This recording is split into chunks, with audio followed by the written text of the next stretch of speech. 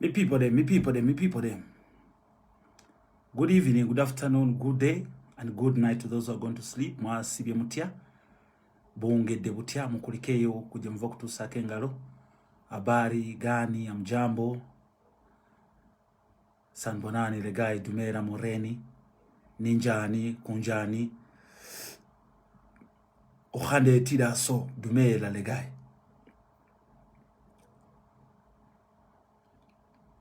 Tambuza video.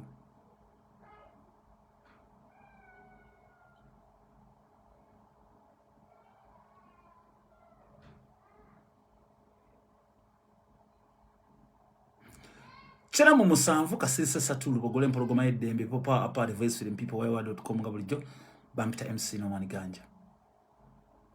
Ngoli kulubogola simba wakati yao. Ibira mwenda musanvu kasese satu. www.com. Oje Gerard, big up on yourself.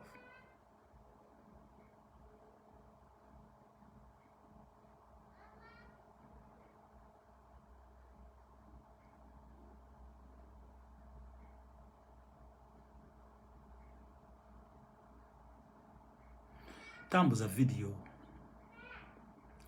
Buli omu gyali mbagaye babiveeko awo bonna abali waseyo go sharinga baveeyo gye bali yoneje gye mbalabyeyo gye bali baveeyo sharinga video.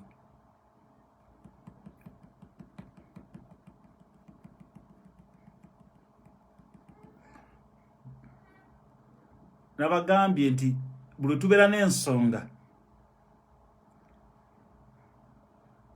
kye bayita issue of importance oba importance,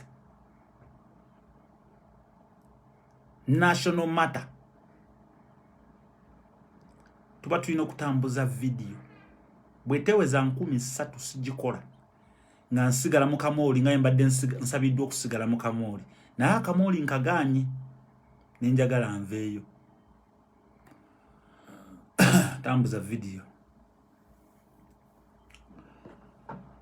Kasaba wera abantu 10,000 nga balaba ngawo njamanya nti buli omu ategedde. Bana bajiddamu abajira batabategedde banyumirwa nnyo nga bakulabako.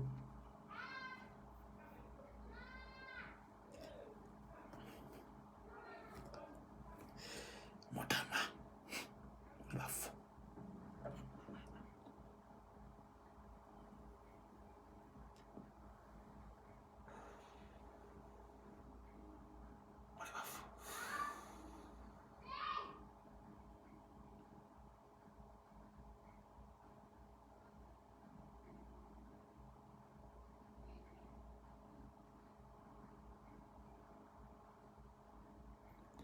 Tambuza video atayagala agenda ono dda. Share the video. Tag itabanno bajje. Bobo toyagala agenda. Go, don't worry. I'll continue another day when you're ready to listen. Sharing a video.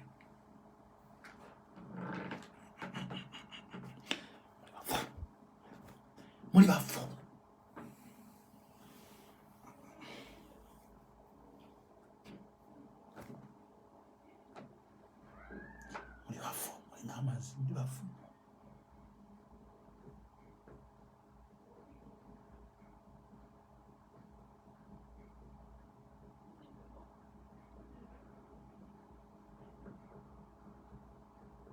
Muri bafu.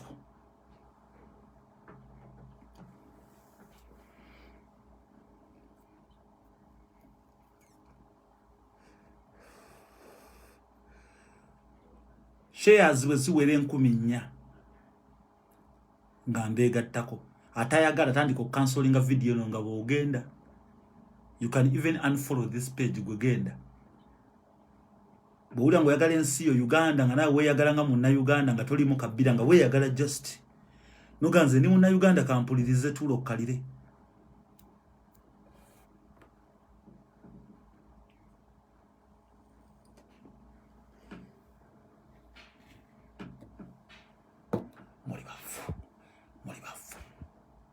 Focus. Simanyi lwaki nazaliwa mu nsi eyitibwa Uganda. Muri bafu. Tuvenda kuba kulembeze kudda waggulu muri bafu. kuva kuba kulembeze eri okudda wansi bannanga abaganda baagera olugero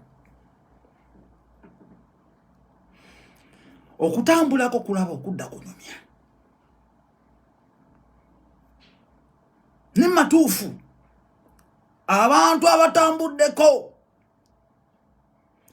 bwe mudda ne mutanyumiza bannamu abasigaleka nga basima toyi z'enkoma abasigaleka nga basindika ebigaali abasigaleka nga bakoma mu kyakusatu abasigaleka nga baluka mikeeka abasigaleka nga batembeyi abasigaleka nga bakuba buloka ne mutababuulira nga mwabaleka mu buwambe gwe nobeera obulungi nodda nobeepangirako nga tobabuulidde oba tolina kyolongedde ku nsi yo Uganda.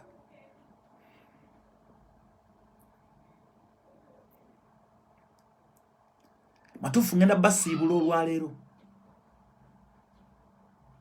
njagala mukuŋŋaane mbasiibule nga temugenda kuddamu kuwulira kye bayita MC Norman senga kye ngenda okwogera tekikoma olwaleero ngenda kujja mbakube anaayagala onoosigalayo ng'oyagala musiki wange era njogera ebyenjogedde nga sibirumamu kuba tewali yandeetamu eno struggle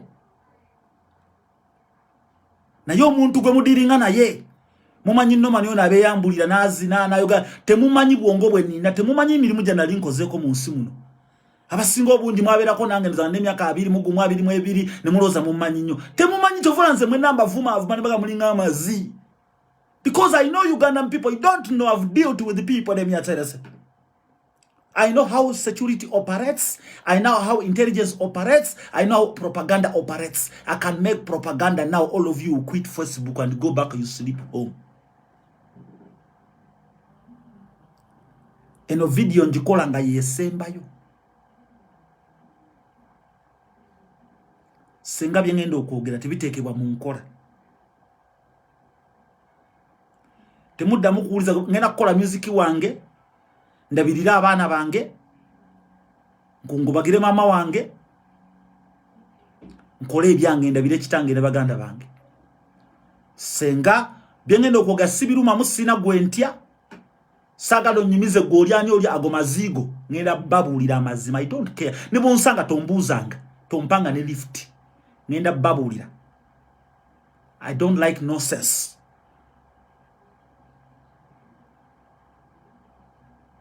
I don't like nonsense. We are laughing stock in the world. The country called Uganda. Twaina singers in Kenya, they were standing with us. They're no more standing with us. Twaina media houses, they were standing with us. They don't care anymore. Even if, there's no news you can make that can bring them to table. Let's rush and see what is happening. They don't. However much you can talk, media houses zagarao. Zatunulira abantu nga bajinga mujinga mmanyi mwine envunza mitwe ne mu magulu wansi ne mu mbalakaso.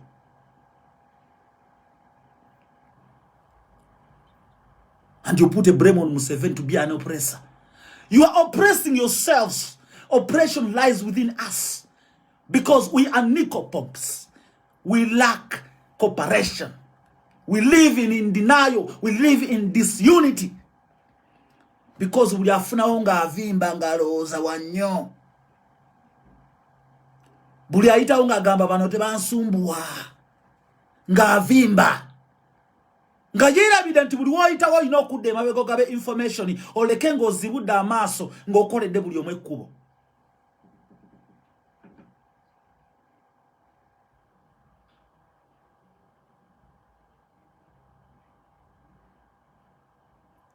Okukwe bayita okwagaliza buli omu.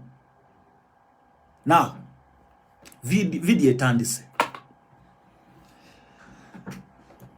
Mbabulya video yange eno senga nkera kumacha.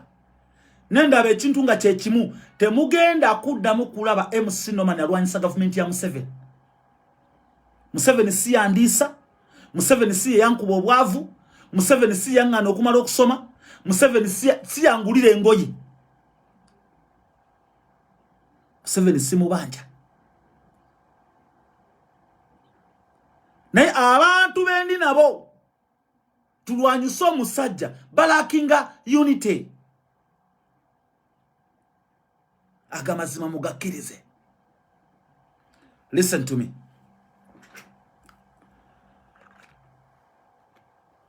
Nina soka mbabuli ebintu bino ndoketa niko basomesa. Nalindi nkolaganyeko na buli musirikale okuva ku ddala litandikirwako.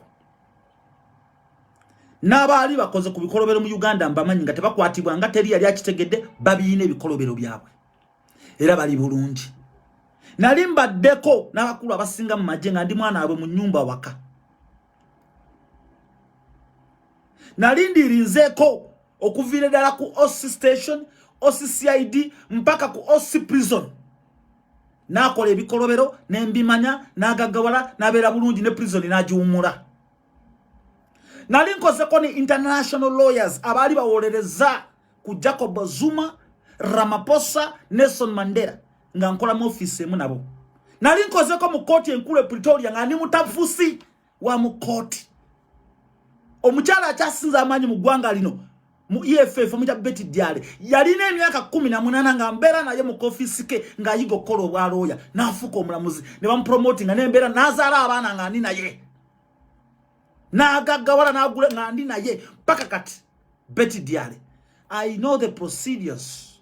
I know how propaganda works. I know how the law operates. I know how the states governs their own people.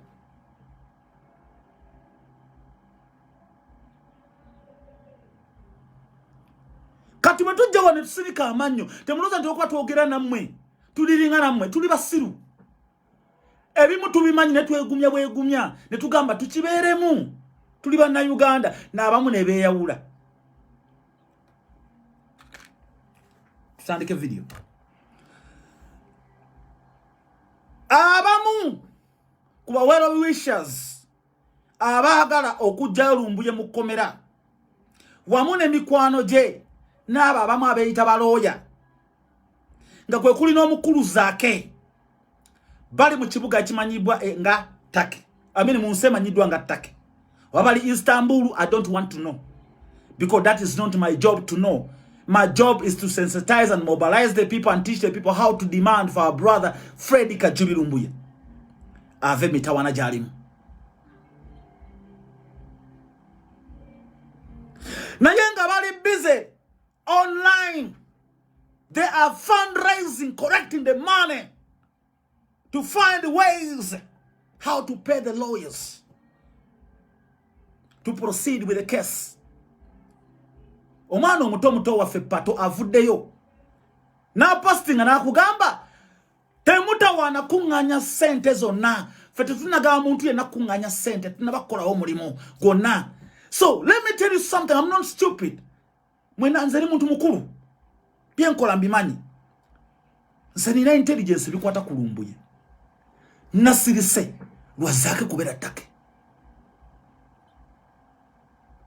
Pato bavudde ku live era bankubidde essimu akantu ako kajjeewo Pato kakoze simanyi gwakolera kajjeewo ne mugamba afisa la ye kajjeewo ne mugamba ye mwana ngamulungi ngamba kajjeewo byayogera nonsense ne mugamba layira ne mugamba na hate bakyali ku fundraising na ngamba genda live kat fundraising jiveko. Now that is what we call disunity. If you come live and start discrediting the lawyers who are collecting the money, it means that you lack disunity. You lack cooperation. Zaake against the attacking nga ino kusinka no mane wa Pato amutuze wansi amumanye yani nga ino kusinka na ba coordinator bonna bamanye that we are working under Zaake. He came from Uganda to remove or to assist our brother. They call it cooperation, communication.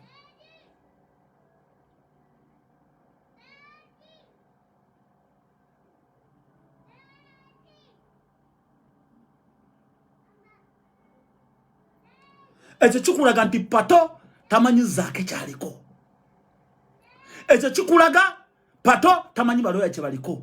Eche chukulaga nti baloya tebamanyi Pato kyatambuza.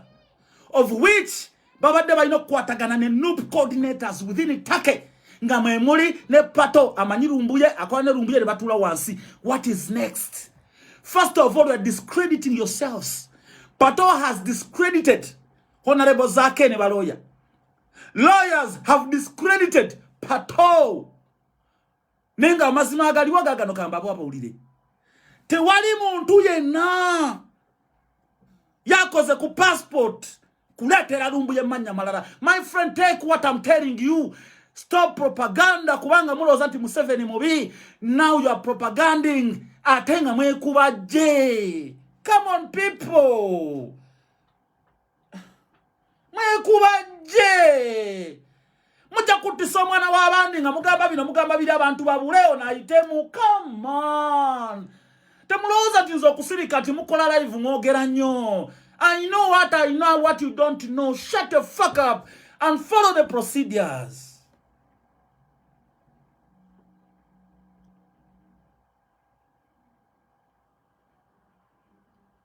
Follow the procedures. There is no country where you can kidnap someone who has a passport and ala furume. Lumbuye is already in the international media and the news. Freddy Kajubi Lumbuye. Toja musiba mask full. Come, please, people. Let me tell you. Bali bafunye propaganda okusobola okutta gwe bagenda okutta n'okuyisa bagala okuyisaawo bamusaasanya ndio following that myeterese omusajja wa government minister mulamba asesena ngama nomani omwana oyo omulabi abadde live ne mugamba nakasoko kijjewo ekyo ne mugamba nti bakubabuli fundraising nagenda okolera live kati. Don't do that. Abasajja je bali abagala Lumbuye kamala bali mu government abasikale je bali bakuguiding nti awo yogedde bubi. Toenza kuja no gamba we are not collecting money. Nga zakari kulaiva asonda sendo fude zako mubi. Zaka fude pato mulimba. Pato bya yogera zake si byakola zake byakola pato si bya yogera. Let's be united.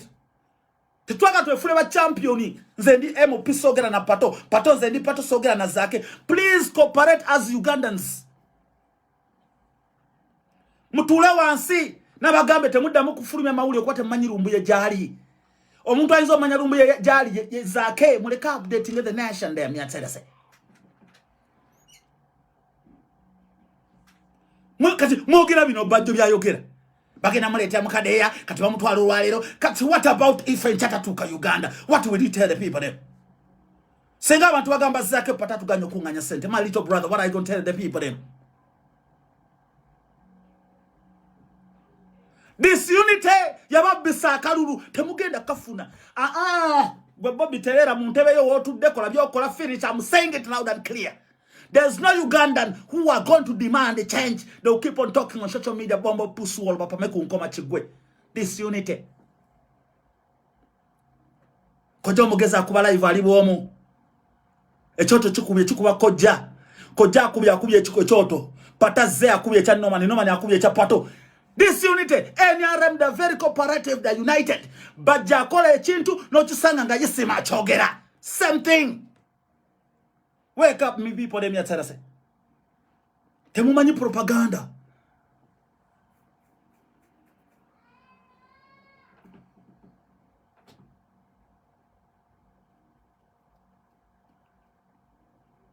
There's no country that can reject the asylum. For a man who's all over the media, social media, that is wanted by the dictator. Uganda made one mistake to publicize Fred Lumbuye in the newspaper that is unwanted. Politically. It's not a criminal, but politically.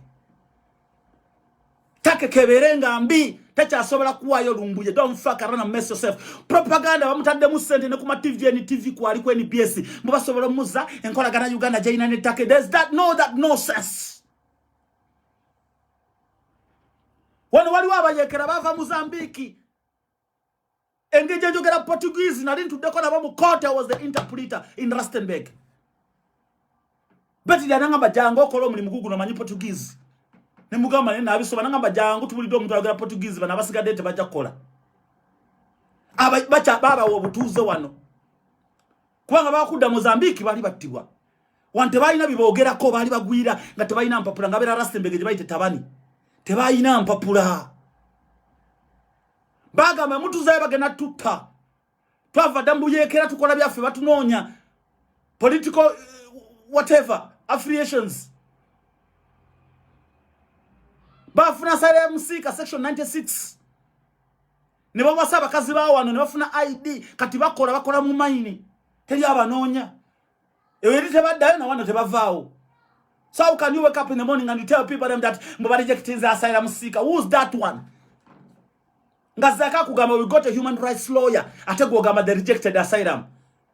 They reject the asylum, still you can appeal in the high court. It does not matter Turkey is corrupt, it does not matter what. Tell you again akuza lumbuye Uganda tebakulya sente. Webereremo. Temutandika kuona na bintu. Mujja kusoma na wabendi nga muzunga oba mulinga be basudde mu buchupa. Mujja gena mu sagala tukose luzungu lungi nabagamba I hate theory knowledge. Thinking knowledge. Zake has addressed the nation. Take minister gundi ambassador yakugambye ndo musajja bamukutte kituufu ambassador wa Take ngagamba mwadanku nyingi kituufu Zake nakugamba jali Zake nakugamba tufunye lawyer our human rights organizations we are in process okusecuringa deportation yani. Now if you come out and address the people them, it means that you are against each other. Disunity in the people of Uganda.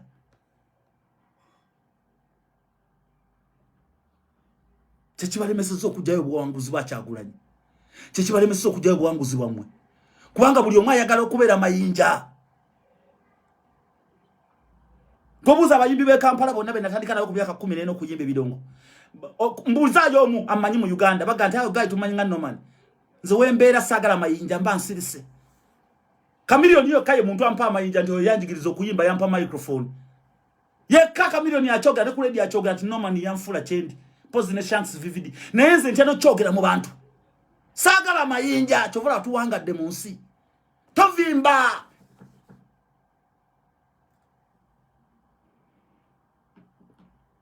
Sogera ku Pato mulekera obusirusiru mutoko to Pato. Don't talk to Pato.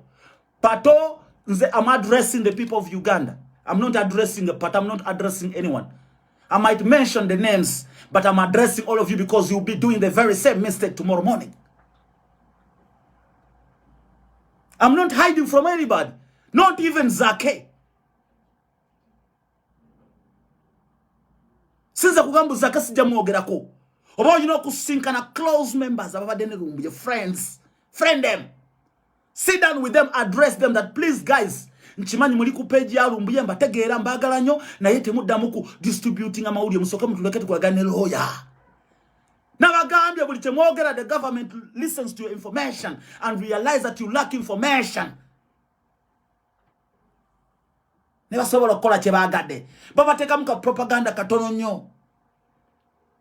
Nze Norman toyinza kunjija wano ngwatadde mu bitambula bya mubiru James. Toyinza. South Africa yalibera corrupt. Toyinza kuntwala nga siri manyaga passport yange. Toyinza kunfulumya. Bobango ontwala nga misango. You cannot take me from this country nga toyina passport yange entuufu. Nga sijukute mu ngalo. If I'm a legal immigrant, then I should go to Home Affairs South Africa to charge me a case of overstaying in this country. Nino gende erindera nkole obusiwa myezi mukaga. Bali ko basalawo kundiportinga yes or no. Senga lumbuye bamukwate saa munana nga tetumanyi yali badali Uganda. No lwabo mukwata netumanya. Lumbuye is a public figure right now all over the medias. There is no country that can be stupid to negotiate with Uganda kubanga bakulimba limba mubayine endagano mbwaliyo bintu yatake Museveni byalino bawa bajja mutwale Uganda bambo puswall mukose ku bwongo thinking knowledge.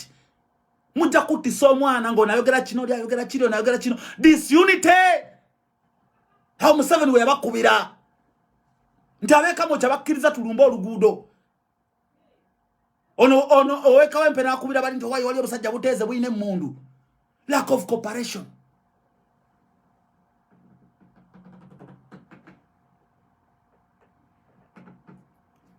Lack of cooperation. Abasajja balina passport mukulu Pato muto wange. Abasajja balina passport gye balese ekitegeeza gomanyi lumbuye wali. Ekitegeeza oyogera nabo. Yes. Nze Norman sikimanyi ekitegeeza oyogera nabo.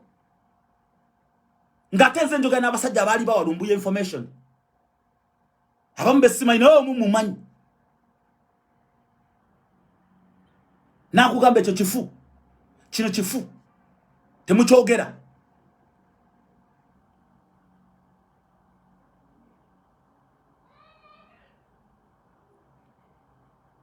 Bulicholeta, the government can take advantage of it. Nabagambi nagadde nnyo Zaake. Honorable Nkumuwada nyingi simemu nkunyingi. They don't just post baganyi byokupostinga because they look at the information, they look at the proceedings. Tebafunamu ekyokukola. Mbagambi NRM bloggers, NRM supporters, they're very organized. Ono bagamba nti Bobby yakwata omukazi okisanga wani? Wayisima, okisanga wa Bajjo, okisanga wa Kibaka Kato, ekyo kyebogerako olunaku lulamba. Tebagamba ate Bobby omuyimbi baga Bobby yakuta omukazi ekyo kyebasibako the holiday. Abasajja bakugamba nti Zaake ye mwogezi. Tugenda kusonda sente za Lumbuye. Ona akugambe temusonda sente yonna. Tetunaba kukiriziganya gwe nani? Abantu bagambe ne Zaake mukubire simu nti muze tosonda sente na kukiriziganya. You are discrediting one another. It's called disunity within the people then. Nze nomali benko live no gende eri no jikuba. Ate obero unzalawa.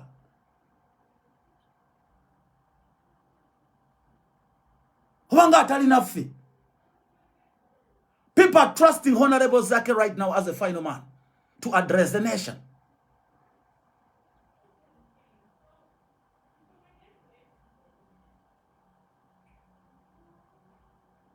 So if he's trying to mobilize and sensitize and fundraise to secure our brother, you as an individual, you come out to address the nation and you tell the people them, it's a lie. We are not yet ready. We have not yet decided. It means Zaake is trying to collect money from the people them.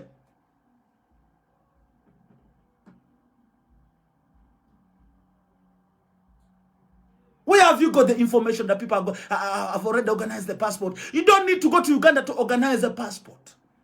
A passport can be organized within the country because there is an embassy of Uganda. The embassy has empty booklets where they can just put your photo and your name. But remember, Lumbuye has fingerprints in Turkey.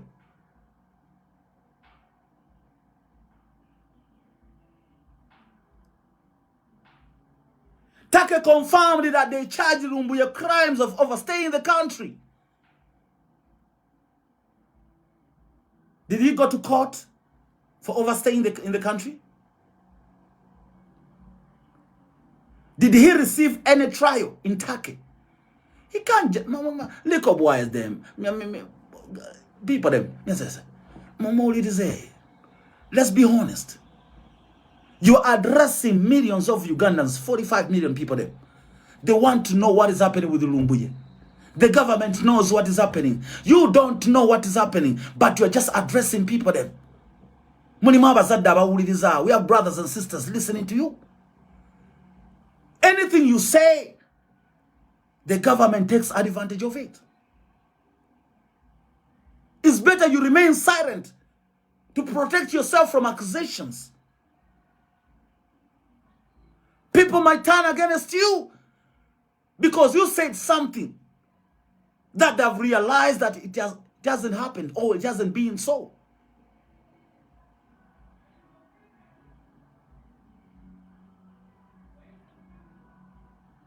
Lack of communication, cooperation, unity. You cannot remove a dictator, me citizen. People in South Africa united. Free Jacob Zuma, they'll ban the whole city, they'll ban the whole country because they cooperate, they communicate, they understand each other, they believe in one another. That is the spirit of the African people, which is lacking within the people of Uganda, me citizen.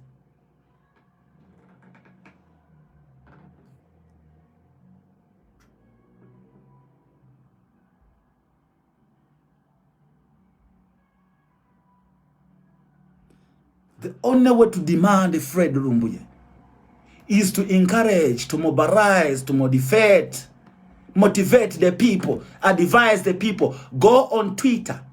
Don't write many things. Use the hashtag Free Lumbuye and then put Turkey.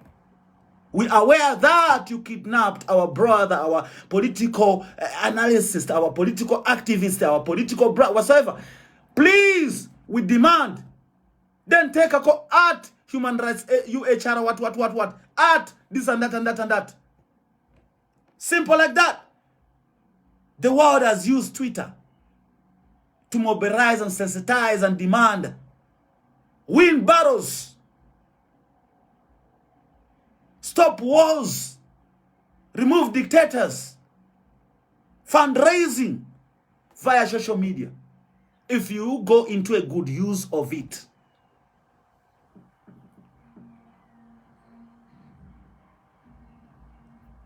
The government cannot come out and announce kakatukoze passport empia, we are going to deport him Manyaga Gundi. How? Ngowa Zake has not yet posted about it. Let Zake come out and post about it, then it's okay. But don't mislead the people, my little brother. Please try to understand that the people are very frustrated, are depressed. Their brothers and sisters, fathers and mothers, friends, who are still demanding the whereabouts of our brother Lumbuye. If you address them in the way that you are giving them a legitimized information, genuine information.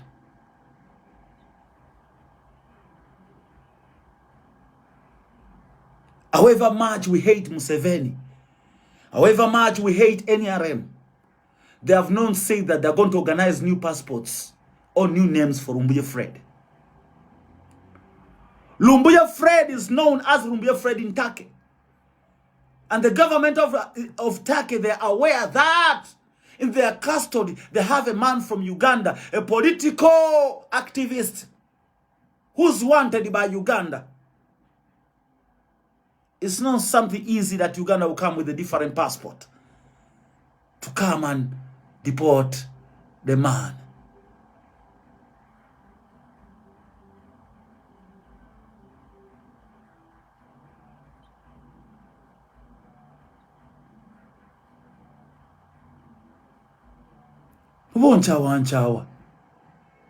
I speak my mind. Zanabaka sina musango gwa bubbi munsi. Obubbi bwe nina mpozi nga nemyaka 14 15 na bango obumyu nga mbwagala nnyo. Oli ampe galiye ninga nenjisinga mu matatu. Oli ampe mutundira obutanda bw'abaana nembutunda ne mwako 5 balukaaga endala nenzirya bwe buyito obugezigezi obwo mwito obubbi bwe bugezigezi.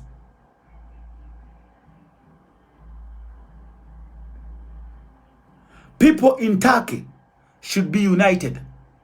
Ugandans in Turkey should be cooperative so that they can release the very same information that people need to know. Zake ba fulumya atikeno nga nawe mgana nge pato fulumyeno. Pato ba fulumyeno nga nawe alita kobolalo fulumyeno. Because we are not all in the same country. But we are all in the same cause.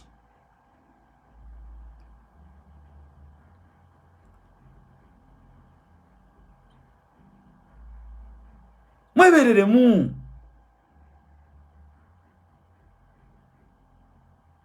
Toyinza kugamba abantu ndi fundraising tetujikiriziganyizako teriyo. Nga omusajja w'ekitiibwa Zaake bamutimbye nti agenda bera ku fundraising. Kitegeeza Zaake agenze kukola ssente. Akantako Zaake bakalaba ayinza okukyawa n'okufa obufino bulamu bwe. Ate nga oli mutuufu nnyo, toli mukyamo kyogera. They failed to communicate with you.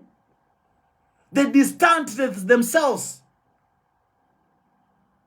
They're busy distancing themselves from you. Kubanga ba mulimu baloya, mulimu bani. No. We are all equal no matter how much money you have. Our richness is life. It's not about material things. We should respect, love one another. It doesn't matter how old are you, how rich you are. Your richness is just in material things that can get finished tomorrow.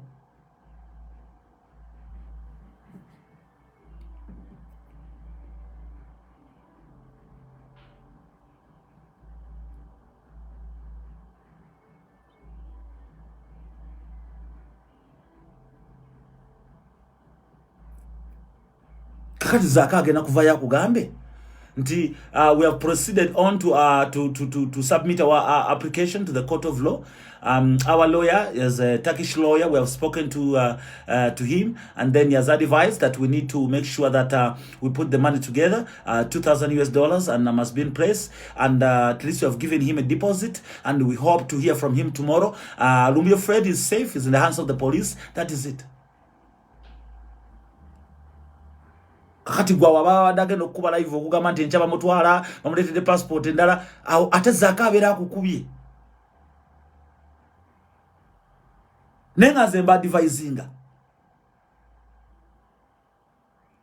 nti buli information gy'okozesa gavumenti egitunulamu. Gavumenti yeggwa omuntu, balina abantu abasoma, balina abantu abamanyi propaganda, balina abantu abasobola okukusiriwaza. Nze Norman nagwe nyinza okubira kati simu ne mugamba Lumbuye afudde. Oja Norman ne mala nkyogere okisanga ensi yonna wallahi. Ne tata wa Lumbuye akaba nga Norman nze nkyogedde. Ne kati watyanga Zaaka afudde n'agamba Norman mulalu. How will you trust me again? We need to communicate. Zaaka ngamba Norman Lumbuye afudde nange ne doka nkyogera. Kubanga yali eri ne watene nkyogera nti Lumbuye afudde. Zaaka n'agamba bana Norman mulalu. Oyo mwana anywa omwenge, anywa enjayi, anywa enchwiri. How will I look at you?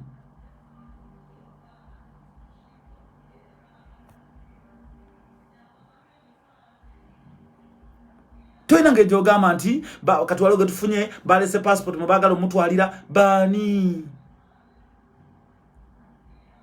Aba bagirese abakubulidde yali badagamba nti Lumbuye wali ku police yawo ali bayitawo gokyalya chamira ku street bagita Nakinga bovaako boti short left bayitawa bombo kirat kata wali station ne bagita 172 wali simple like that. Now linga tasoda kubulya Lumbuye wali naga balese passport bakoze bati propaganda. Nkunyonyode teri muntu nsigwe ekimange muchimira mumanya malala. Ngato muntu already is already in the international medias. Lumbuye bagenda mwamba za kakokolo.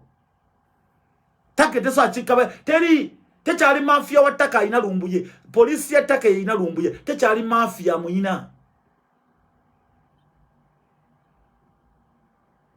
Senga mafia ya muina, senga Lumbuye ali munsozi bamukumide munsozi nga ne police egamba we are still searching for him.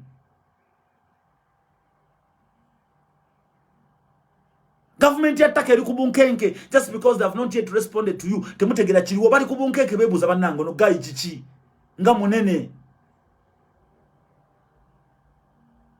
What is happening with this guy? Because it's already publicized. It's all over the news that the man is wanted by a dictator. And Uganda has a very bad reputation of violating human rights, murder and torture, killing the opposition supporters and the political leaders of the opposition.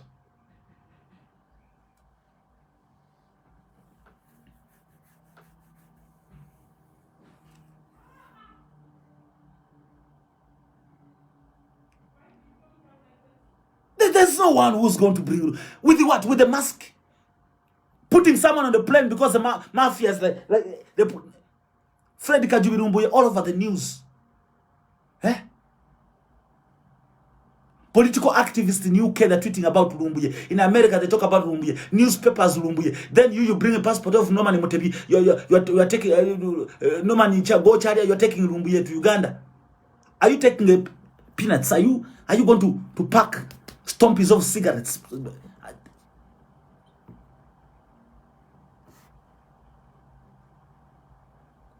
Let's be realistic. We should be able to call A, not AB. If it's B, it's B. If you are told something by someone, don't get emotional. Don't get angry. Sit back and revise yourself.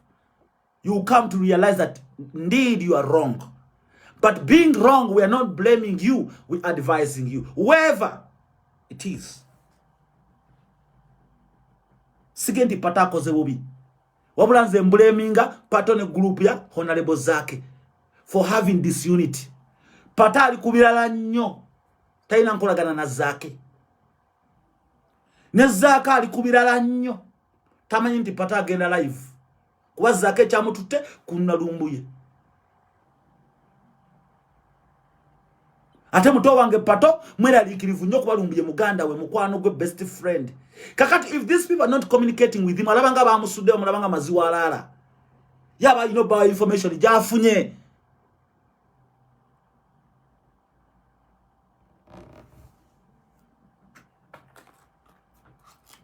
Do you understand?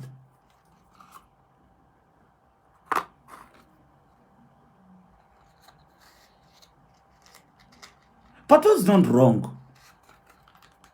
But we are correcting him.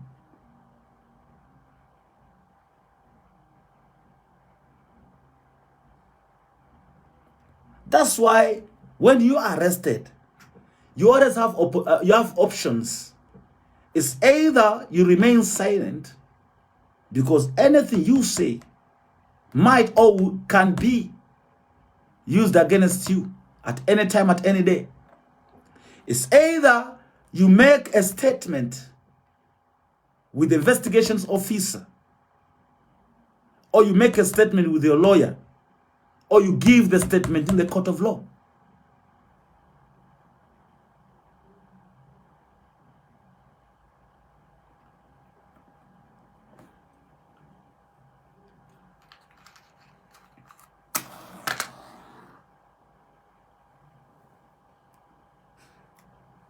Simple like that.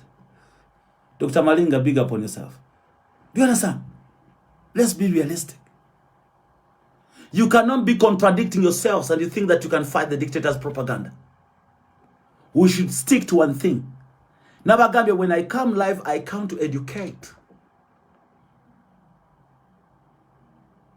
I don't come here to provide you news about our brother. Until when I've received a statement from Honorable Zake and the lawyer who's behind the case. Without a lawyer, without Mwadan Kunyinji, without Honorable Zake, I will not provide you, I will not and I will never provide you an information concerning Fred Lumbuye Kajubi. Only if the state operators in Uganda, one of them has provided me with some little bit of information from those I trust.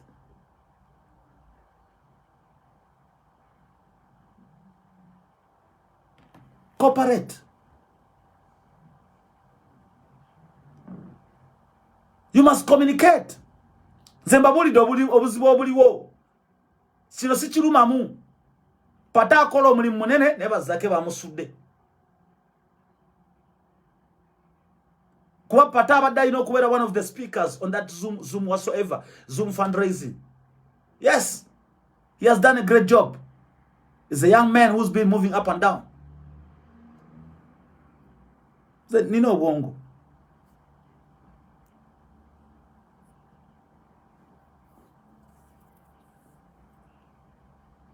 If indeed oyagaliza Lumbuye okuvayo nga totegera byenjogera genda olabe post ya Pato olabe ne Honorable Zake kyebakola. They are fundraising money and Pato says no, don't give out the money. The Honorable to a lawyer. There is a woman who she's a lawyer. There is a woman who has said on the fundraising meeting, on Zoom meeting, that I've spoken to the lawyer. The lawyer wants, is it 20K or 20, I don't know, 20,000 US dollars or 15,000 US dollars, something like that. And because we have someone who is going to pay for us 10K, so we need to fundraise and get the balance. And the lawyer said this and that and that and that. And then we brothers, we come out, we say, no, don't give out any money. We are not ready to fundraise.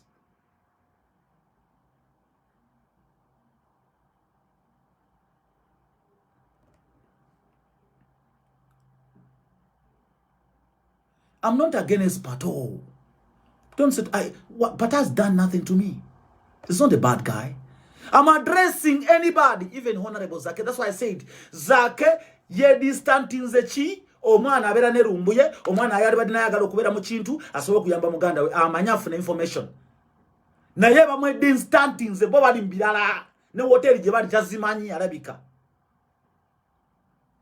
It's a painful situation of whereby is not involved in that kind of a situation. Muntegera. Oli alina page ya lumbuye. Oli ye muganda yabadde batesa just sawa mekantinya. I'm coming tomorrow. Okay, come today. Bakolagana. Mana mutatambudo musana gumo ochezale. Semirimu jazunze. Ategwe muze. Mukwatagane baloya. He doesn't know nothing. He also needs information to provide to the people. But the man is excluded. I'm being honest with you. Zeni Musajja is very intelligent. And I'm not afraid to deliver my message, my opinions to each and everybody. You love me, don't love me, go fuck yourself.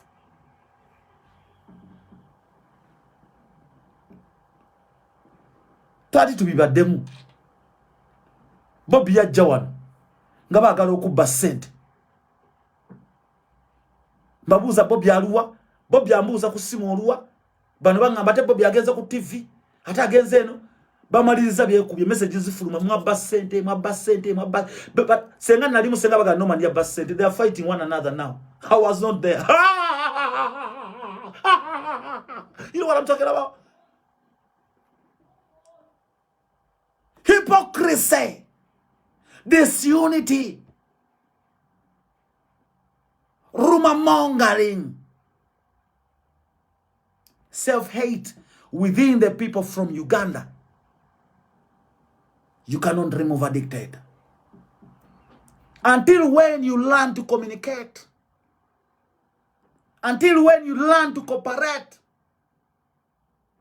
Until when you learn to keep secrets. Until when you learn to listen to your leaders.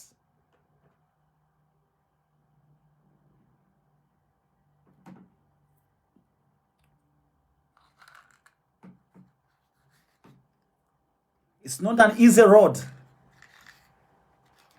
It's getting harder and harder every day. It's not an easy road. I'm telling you.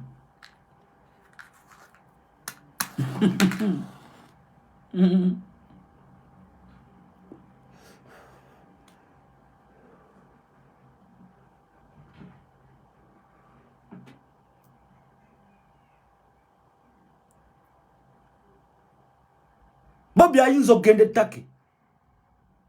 Abantu abakuba live every day ne bataba VIP tag. Nabagamba nti kakati Bobby tayagala abantu bangi abadde alonzemu abantu musanvu nga ne Bobby tayina kyamanyi. Self-hate. Bekube nkokola one by one. I'm telling you, you cannot fight a war like that. When Museveni went to war, I know everything about the war. Museveni never discriminated nobody, never undermined nobody. He fought with them until the day they conquered and started sharing what they're sharing. Those who were eliminated, they never listened to him. He was so afraid of them because of his greediness.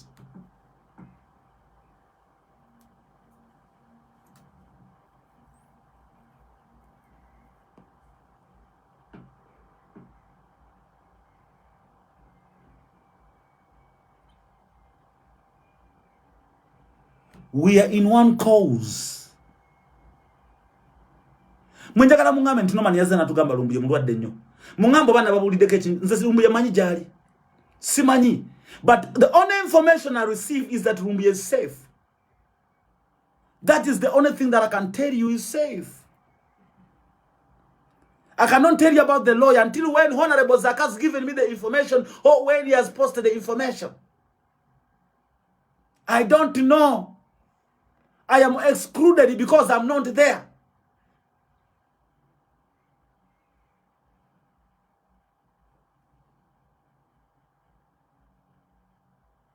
Do you understand? Nze manyi chiri ku pato.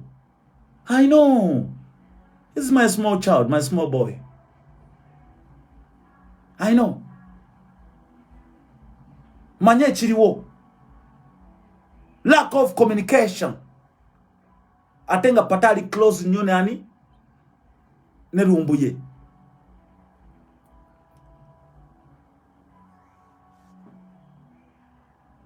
Patali no kubera ngani updated. Lumbuye safe togede ne lawyer wuno tukolebwe tuti this and that and that and that. Amanye. But for security purposes, Honorable Zake cannot go around updating people them. Afadhali akubira Bobby na amuga anti-president na information jenina. Atene Zake taina mutawana. The coordinators in Turkey, they're very jealous to introduce Pato. Gugamba Zako msajja wuno. But you know kubanga to updating. Because anytime from now, he'll be going live on Facebook to address the nation.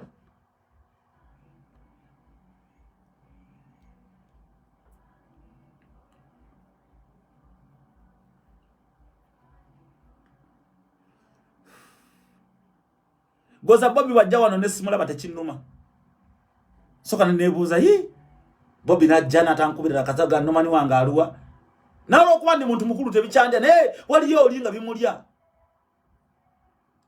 Bobby tanda bati. Bamugambye eki. Yajja wano ne bankubaka amawulire mbuno nabuse airport nengwa mu banga nenkuba sama se police nengoba ngenonya ngenda kutta Bobby Wine. Because they knew I was going to mention the amount of money that they took from the people them here terese. Ebyo mbimanyi byonna nasirika. Sina gwentia ne bojango ine nyonde yenkana bwenda. Nze no money ganja no me I'm very easy people.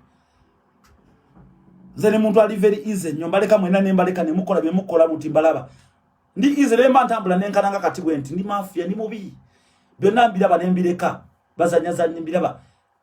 So Ugandans, you must unite if you want to demand the victory.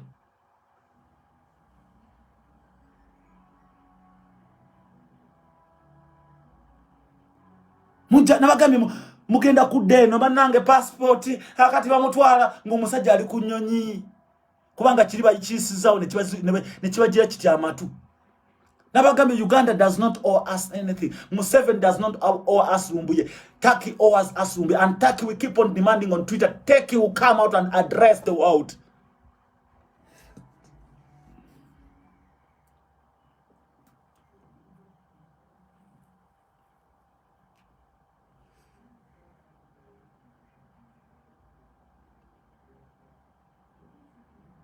Muli bafu.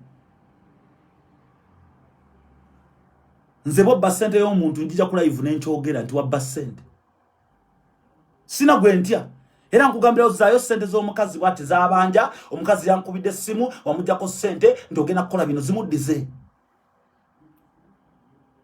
Kubanga bojja ko omuntu omusente ne zibula ne zitatuka je zino genda. Omuntu oyo ataba atuono na fenna. Abantu banji balekera ku fundraising ira people power because bajiwa ko sente mbumenji bwa mateeka.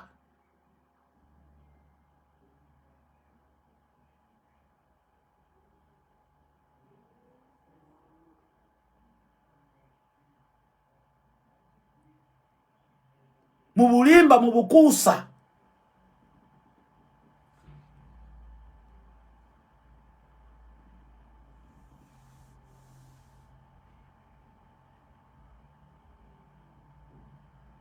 Kakato na kugambe the lawyer said she has talked to him over the phone. Gwatengo gamba temukollectinga sente obera we kubye je. Gogamba Honorable Zaka inzokirizo mutimba kukuzumu ebyekisirusiru nti agenda fundraising sente. Zaka is not a poor boy. Tata wa Zaka ina sente, Zaka yekolera mu parliament afuna sente ze. There's no need Zaka kulinya nyinyi. Mulaba government ekola propaganda nti Zaka against official duties. Mulaba buli chimba chikuba.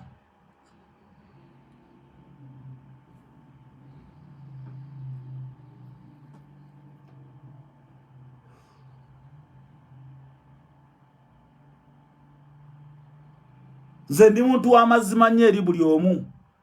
Sikumpaana gwanjagala leka anjagala atanjagala lekayo. Setaga banjagala nze mukazi wange anjagala n'owokubiri anjagala n'abaana bange banjagala buli omu anjagala abanjagala banjagala baganda be banjaga kyekyo. Boyita Museveni omubi nga si mubi nga nkugamba nedda awo ffe babi. Bw'ogamba nti ndi gundi NRM mbi wanga nedda awo gwoyo noonyeewo. NRM ekosa propaganda tunafe tudem propaganda betuzanye batusebagala abantu tamanyi kazanyo tomanyi propaganda gwe bakozesa. What you have to do is to fight their propaganda ng'olwanyisa mazima kuba propaganda waabwe. Kyova Lumbuye abakubye ne batukana omonoonya ne senga ali azanyira mu propaganda waabwe senga bali gambe oyo mumuleketa ina mutawana mumuveeko.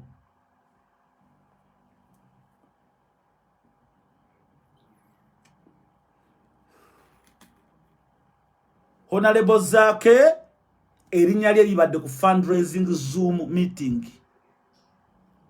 Amanya g'abaloya gabaddeko.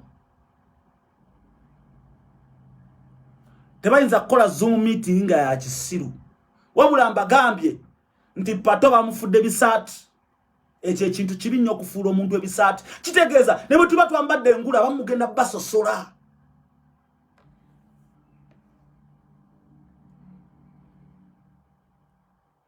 Mugenda ne muzika emirambo nga mwagala entebe.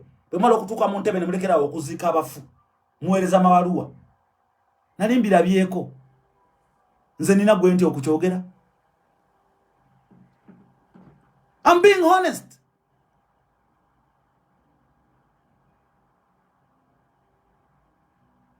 Bagambe Walukagaji yazika nga akyasobola okugendayo.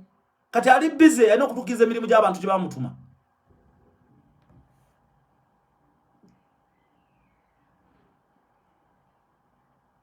Gwe ofuna sente oba kyakiriza enkuba ekutonyeko. Lwaki oba togula emmotoka? Lwaki oba toyita Uber? Lwaki oba togula ambulera?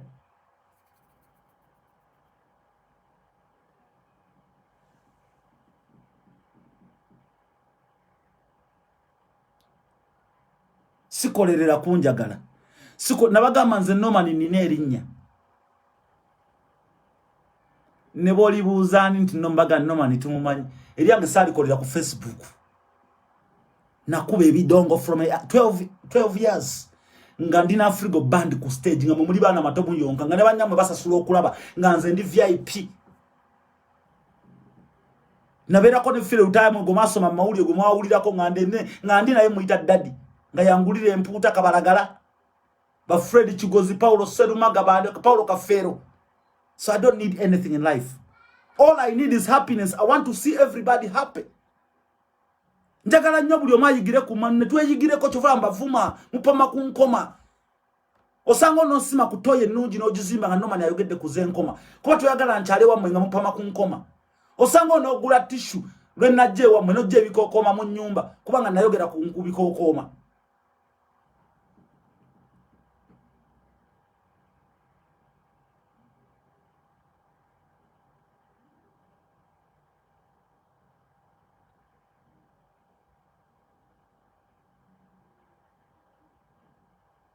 Senga Bobby oba Kaneda senga Edi Mutwe azukuka kumacha nagamba tusondera nuwa Mutwe sente za nyumba emitwala 27 nze ne posting ne mbaga bana ebyokusondera nuwa Mutwe mbiveeko tetunamanyanya agenda kukwata sente zino. Edi Mutwe mba muyiso omubi mba muyiso omuyaye mba muyiso omufere mba muswaziza mu bantu mba ndazo butakwatagana so nga te Edi Mutwe ali badangamba nti Norman mwana nuwa Mutwe etagasereze nyumba tumuyambe bukyali omukunganyize ku sente mwana tumubererewo. Omwana wa Lumbuye bwe yafa teyakola ko live yakufa yagamba nze Norman kunganyiza omwana nge sente ngambire n'abantu bagende banzikireko. Takola ngako ku live yakigamba nze ku simu omwana wange afudde. Iya engekyo sobola okukola ngenda kuwa ne namba y'essimu kubateeka nemba wane namba y'essimu yagimpa.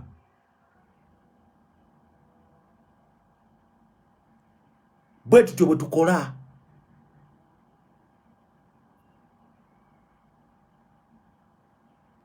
Pato talina buzibu. Mbabulidde obuzibu buva mu disunity. Omuntu ng'ali mu struggle yateekayo face ye. Ng'akeera kumacha nayogerera eggwanga Uganda Museveni n'amunoonya. Oba olina omulaba maako obuntu nti mukulu Pato yaani abadde ku page ya Lumbuye yoono. Muzeeyi kye tuteesezza tufunye balooya. Twagala ensonga zino tuzikuume nga za kyama. Bwe mba tuwa tutugambye genda live kubako kya addressinga toyogera kulumbuye olw'ensonga for security purposes these people are monitoring our movements and our proceedings.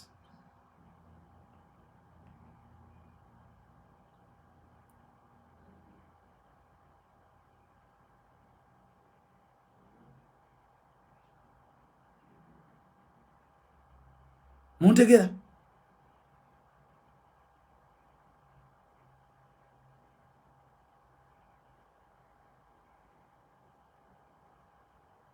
oyina chukola mubere ba mazima nze nakubira coordinator wano Kamya ne mugamba Bobby agenze Take naye wajja wano sigena kujja banonya kumpa VIP yange mujiwandike ate kakati amanyi muzeyi nabatulira. I don't keep quiet. Ensite ja kumanya kye weetaaga nga weekwekerera yogera amazima. Nabagamba sinoonya muntu ate nze sigenda mu strike kubanga abo nabagenda mu strike. There is no prime target. I am the prime target. Abo bonna maziwalala bagenda mu strike bakola byabwe nze ayogera gwe nabogera n'owe mikolo mu 7 dina kyakwagaza ayagala nze amwogerera obubi kakati atontwale mu bantu nkubekerere era nagendayo ne bakimanyi nti nagendayo na bugumu nagenda na security ninga lwaki ntamanya security gwa posting abantu balina kye bakwagaza bakakwata bameka bagala gwayogera gwa baleme sentebe bagala Bobby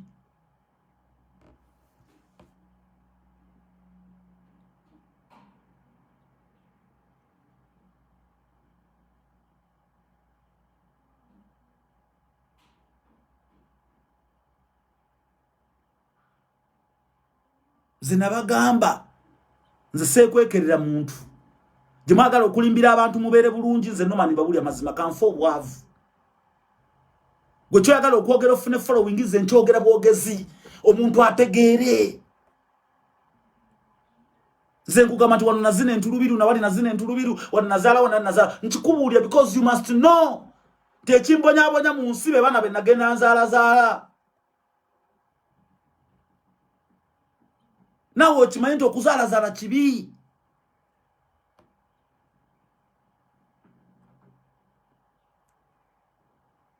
Oli wakubuza omutwalo wagujja mugambe nagenda mu kirombe n'ensima amataffaali saagala omulimbe limbe nagenda ke London yewe natuke London nafuna omulimu awo mu Massachusetts London waliwo organization emu yali abazungu. I used to earn about 7.5 pounds wepanga wali okuba bloka mu kirombe yogera nti nali nsima bloka mu kirombe yogera twafuna kaddiruko ogende Somalia ne tubba noli bakamuleetera akafunemu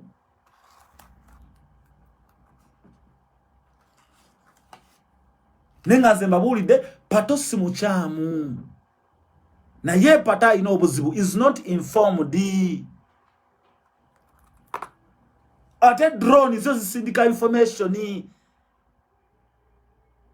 mumanye nti bayinza okuwa Nubian information na ajimpa nga tategedde mu butanwa nga nfu na ajimpa mu kutya okungi nanga obutaginonyerezaako kasina gwe communicating na ye nengenda njigaba mu bukyamu negende tusanyawo fenna ekyo mukimanye nenga ba making sure nti omuntu wa Nubian information ali genuine muntu wa Nubian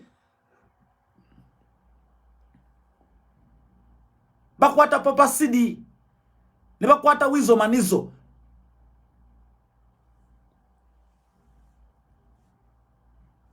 na kubira Nubian namga mwana kankubire ko loka meeting tubadde mu kabayimbi wasale na ye walwa akasirikala akatubidde ko lumbuye bamuleeta lero ekiro naye bamusibye mu kikutiya bamutuusa lero ekiro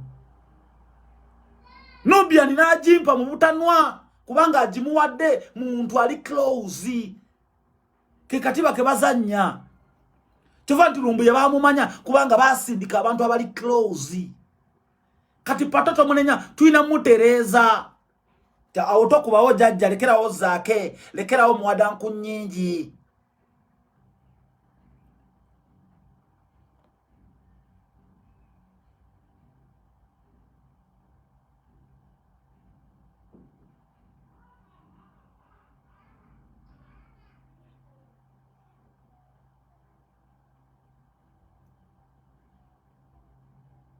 muntegede mwebereremu Chevanze normally nava ku fundraising mumulabye njitadde wano ku page yange mbade so copyinga link nenjiteka yo mwenane mugira banganyi ebyo sibiteka yo paka when they have contacted me nabanga nti why ka posta kaka nonga gwani akampa ndinze gunne gundi ndi wano tulina wana lebo zake tubadituke ngalange ngateka yo tompa bya se fundraising to malaga mpanze nabibuka Mvuka ali wano mu America ngayagala ba MP kawempi bamuyitangani oyo nga ayagala kuvuganya segirinya yanchawo omwana aliyeyo tax wa Dubai na nkubira akati naguze tiketi atono ne mwatikeseza tiketi ate yanzibye wololo nembuza to omwana mu boatya oline muteka ku pressure kakananga tiketi ajiguze bamuyitanga Musa Show yukubaita Musa Show atoka kananga Musa achayenze focho kuchawa akana akamogerera kubanga nza akana kambuli amazima eroka kananga Musa kiriza center zina focho kungata mukulu noma ne mwana yote yategere kitwa mugambe ate ya chawanze. That's a idiotic brains of the Ugandans.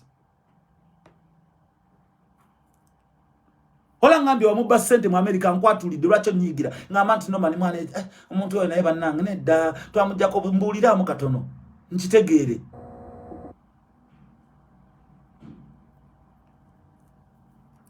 nze mweno struggle sifunanga echi 10 nechi sichegomba you cannot give me money nze noma nisibera ona sente mbera ona bulamu bwa katonda bwe yampa nabagamo omuntu yampa ko sente $9 amugulira nko konzungu nakati munonya nzimuwe because I've got money okumuwa $800 simu manyi naita manyi ne simu najibu naita taina simu obaba amusiba mu bya kape simanyi oye kaira mpade era mpade ku sente omukyala ali kunandaba yampa yondo ngaja sibono one man no mukyalo mwali mu America yanguliranga nanga manywayo ku mwenge nyo kusigala nampa $5 $3 nganze nga siza kyagulanyi siza kumulimba lima mukyagulanya gena gula mundu siza kumulimba lima mukyagulanya gena gula combat za maje sikumulimba lima ebyo sibikola era siberanga ko mu meeting ya people power yonna mu nsimu nge kunganya sente wa South Africa ebyo nabigana sigena mu fundraising sibera mu chi because I know Ugandans are hypocrites.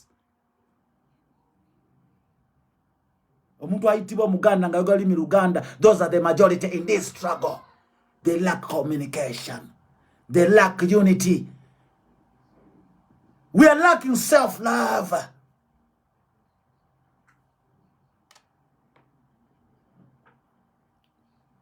Gwambulia bloga wa NRM akola live fa. No wankuba deba abagoba basobola se postinga ne ziberayo. Ne bagamba noma ni jintereyo gundi jintereyo. Ne bazimuterayo bameka bolaba. Era bosanga isima mbagambe kyayogerako bajjo kyabera yogerako achibaka kato kyabera yogerako buli omu kyaberako. Mwaya ukana buli mwaya gala following ka page kajula abantu ka page kajule to nabagamba teri mu na Uganda inza kola sente ku Facebook tebakulyanga sente. That brain is not there.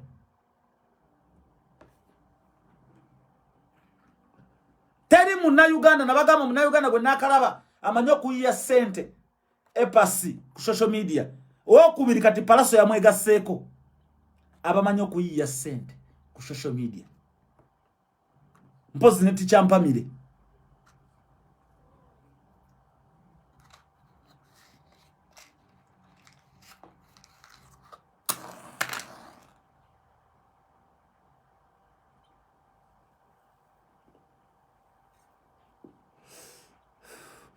ngenda baterayo abagala okutesa buli omu oyinza okumpa bula musigana ngana njaga abantu aba batano ne kasoke njogere ekigambo kino ngamaliriza ensonga zalumbuye muzirekere honorable zake muzirekere baloya. Don't update the nation when you don't know anything. Ensonga zalumbuye muzirekere honorable zake muzirekere muwadanku nyingi muzirekere zake baloya bali nabo abasigadde tukirize tuli babisati fena tulinze information wabula sengo ofuna ka information nga kale very crucial nyo oyinza okujja n'okatangazaamu nenjagala tuwere organized sagala muntu yenna kabere ko jo mugezi ngo joyogera kulumbuye toli take tolina kyomanyi njagala ojengo okuba ebiri ku TV za Uganda kati ebitambula kuba lumbuye gwe mulimu gwe gwabadde akola kati we must repress him okwaddressing abantu. That is propaganda, that is wrong, it is a lie. Kati eri honorable zake nga atwapudatinga lumbuye agenda mu kooti lumbuye kino mwada nkunyingi kino awo tujja kuba tulina information je tuwa abantu.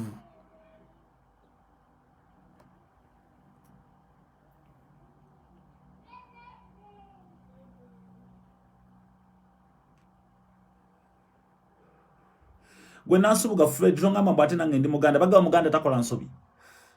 Why? Bwembera Muganda anti abaganda bakola nsobi. Oli mulalwani ata Mutesa. Nacheta tuchogerako. Tali ye kampata chakala yali mucholi yali munyarwanda ata Mutesa. Ebe sibikola nze. Sekubira. Abaganda tuli babi. Tuyine enkwe, twegeya, twewalana, twagala nnyo kuyitawo ne tuvimba ne tuwerabira bannaffe. Ekyo nkidamu. Tuli bankwe, tuli babi nnyo, tuli balimba, tuli bakumpanya, tuli babbi, tuli balyake. Abaganda ebatunde ettaka lya Buganda baliguza Abanyarwanda. Bombo pursuits. Interesse. Ana yekera Bobby.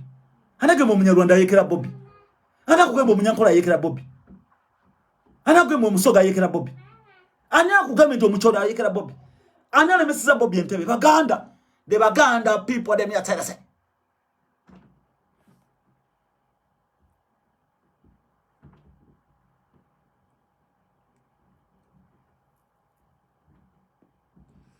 Abaganda muli babbi muli bankwe. Omuganda akola radio station na employing Omunyankole kubanga atya Muganda munne. Omunyankole akola edduuka nateka Munyankole munne. Omunyarwanda akola radio nateka ko Banyarwanda banne. Abaganda mukola radio ne muleta abantu bebbali. Omuganda akola farm nateka ko Omunyarwanda alundente. Ngomwana wo Muganda munne ali wali. Abaganda muwa family za mwabutu abafe mugende mu bettaka. Ne mugenda ku malalo ne muzika yettaka musobola okutwala ebyo bugagga. Ne muteka yeddagala malalo. Mugenda kubasa Abaganda mutwale eddagala egganda ku malalo mugende mu bba amataka. Temwagala muzimu gudde gogere. Abaganda tewali Munyarwanda aganje Bobby kutula mu ntebe. Tewali Munyankole. Abaganda people them yaterese. Beba siri waza Abaganda okulwanirira obuwanguzi bwabwe ne babagamba mufokasinge ku Bwakabaka pursuits yaterese. Ani gwente wano bagamba za mazima. Muloza sibirabo lokubyogera. Bakugambe wali Omunyankola anonya lumbuye. Bakuwa wali Omunyarwanda yagezo kwata lumbuye. Abaganda beba kibaddemu era Baganda. What are you talking about? Mboli Muganda toyogera boto bumbavu nzefira ku mazima. Muntawe nagera nempasa Abanyarwanda bendi bankoya ba South Africa. Mubere ku mazima.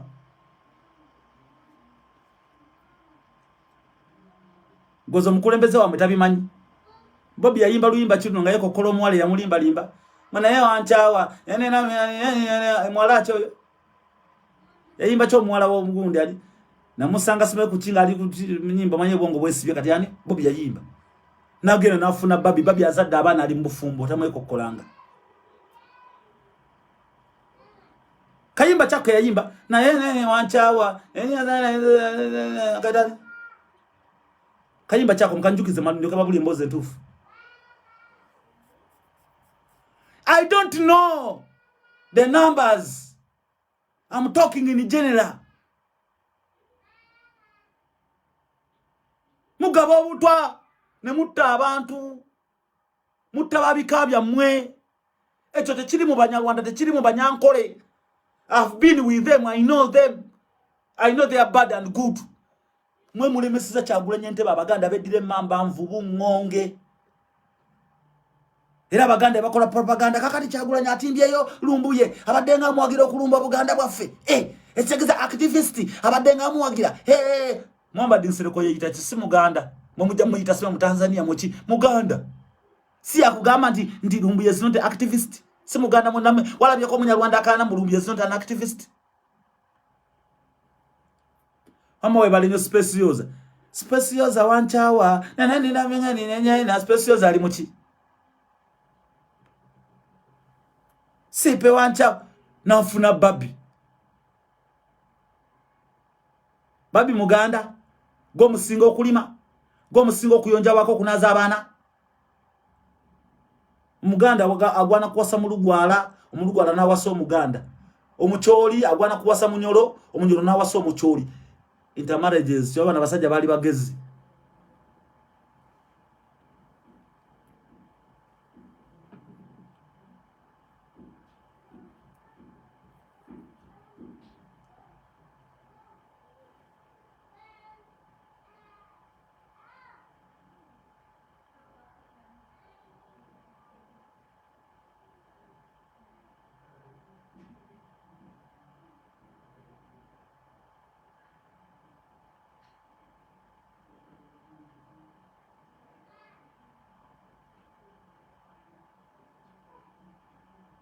Tekitegezo lokubanga nzadde abana lutungambe konti abana bange bamalaye.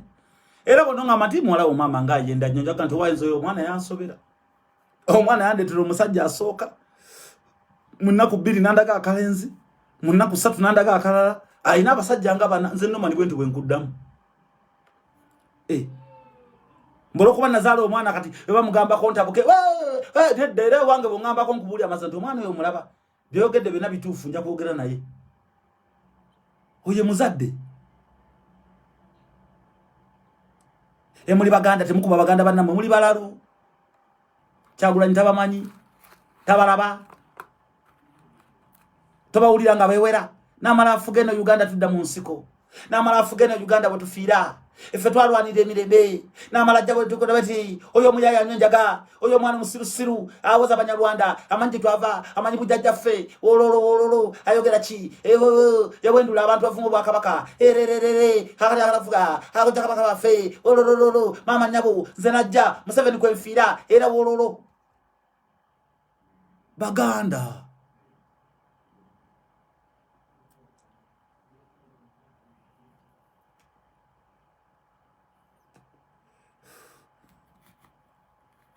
genda mu America omuganda yakwendulya omusirikale toyina mpapula genda ebungereza omuganda omusanga ku Land Road akama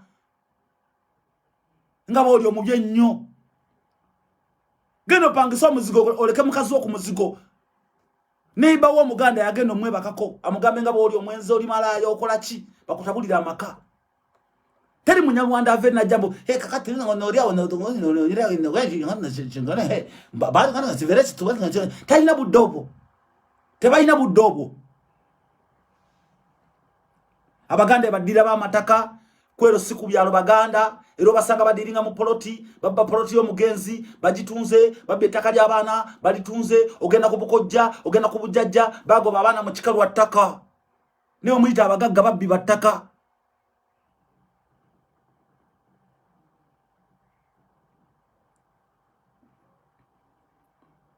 Gwembuli abanyarwanda batana bakera ku machannel bakola live video nga bagamba ati Bobi Wine cannot be a president of Uganda. We want to tell you this. Era baganda mamuzanyire ku Museveni mwe. Museveni yalwanirira enseno. Museveni yataso obuyekera mu gwanga. Mulukumu lwenda na mweberije mumanyi kyaliwo. Olaba Koheni oyo yageza ko kwesimba mu Buganda. Nabole makati olumbuye yanesimba ku Buganda. Wololo chokapa makunkoma mupangisa. Emyaka 2 akunyumiza Koheni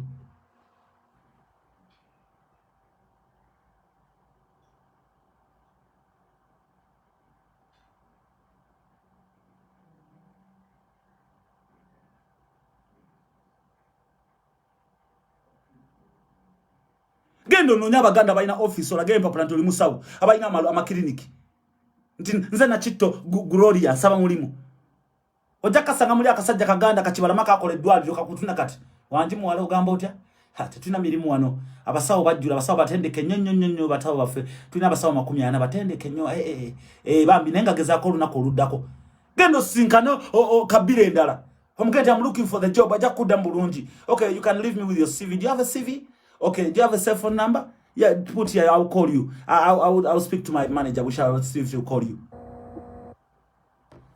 Babuli kwambala bupale ne babuteekere ne bambala loketo ne basiba obutayi. Ne babera badijje nga bagande era osanga dijjomba mugobye mu kirabu ng'omulala yamulimirira. Gendo kibuze kiyimbo wa ambiance bankulimba. Gendo kibuze kiyimbo bankulimba. Gendo kibuze DJ Rota. Musajja Munyarwanda mubuze ti wakakosa badijja abaganda bameka. Nero osanga ono bamugambye nabye CD amugobye. Ono yabye speaker amugobye. Ninga si yagibye. Be changa bokawe bati.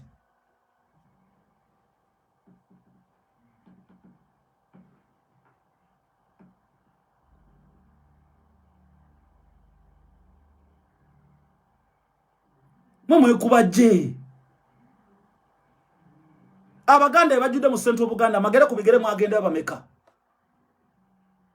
Senga bali banyonkole senga bali basoga magere kubigere bali genze mali balabye. Hypocrisy. Ebeno kyagula ntabigambo manyi bagamba agamba mwana baboyi mweberere mu mwebale nnyo muri mugwe mukola monna era sawa yonna tujja kwambala engule baboyi oye mukulembeze.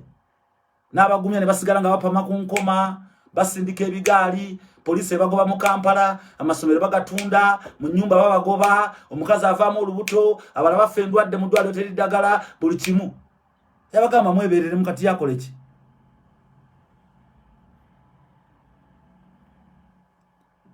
omukazi omuganda yambala akalego kumala wiiki 2 akozamu ennaku ezo mwebereremu mukirizenga amazima era obusajja obuganda obukutte mundu mu Kampala businga okubeera obubi kaina pisto mu kibuga kekakwata amatayi kekakuuba kekakuba engwala omunyankole bajja kukwata ni waggulu kuja twende we nisikilize wewe I said come and follow me come and follow me listen I just want to come Chine chiganda olujanga chira boganyo gena no office Munyarwanda nga chiro kachikwata jeke gwa mazigwa tamba tugere chikusenika chiganda chino beba bagende kama changa bayiga abana banubya nili basulawa gundi asulawa baganda muli bankwe muli babbi muli bananfusi muli basezi muzikula n'abafumu tunde ettaka pussy wall chechibale besizo obuyinza amateka yo data bagalo kutesa amajango otese zemba buli amazima omuchawo gena kundisa ogena kuna ba mu Kampala nkube jinje onkole ki okole kigwe okole kigwe muli abi ola abayimbi abagenze gulu mumbulire yo Munyarwanda omuno omunyankolo omwe abagenze gulu wasali musalo kukima sente mumbulire yo Munyarwanda omajja ku TV nagamba ekyatutute wasale kubanga eri bagita recreation sime sente za sime youth recreation sime zachi mumbulire yo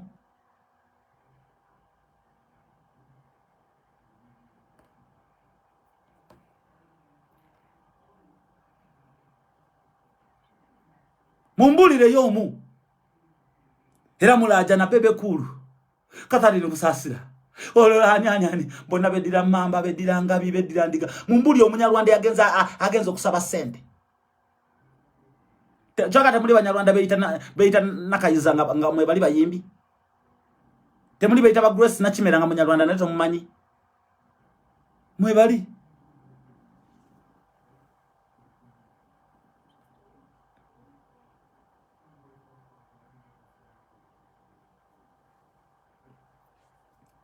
batu bya mataka batu ana akulira land board mumbulire ana akulira Buganda land board munzire mwe ekintu ana akulira Buganda land board Munyarwanda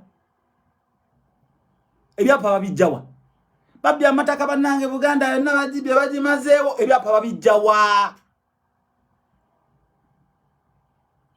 ana achuse ebyapa bananga mataka ga Buganda gonna bakatunze bananga amasiro genansa na bagatunda ani ali mu byapa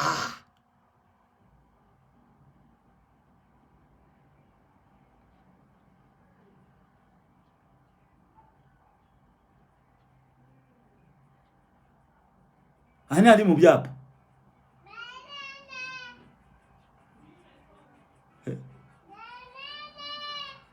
Bobi Wine bamusengula kutaka Bobi Wine ani ali agoba Bobi Wine kutaka wali Magere ani ali complaining ngamwe takaliriye munya Rwanda bakoze sani si Muganda nakola statement mu Luganda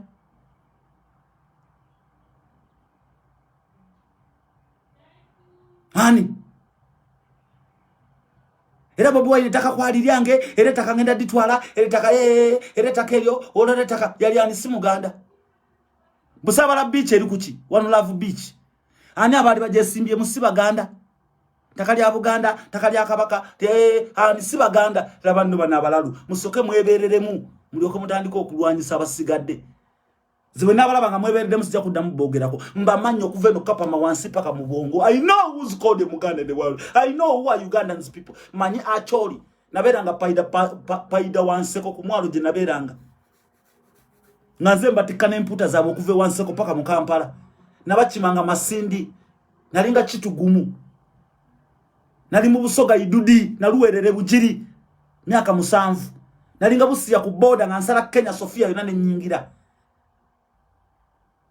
manyo bombo mudugavu nalinga kasese kudunde ne Bulaka abamanyi Bulaka kati mbamanyi mwebereremu amajango otese nyaga abantu ngababiri nkoye enule magende bugenzi sawa 2 stundu amajango otese tugene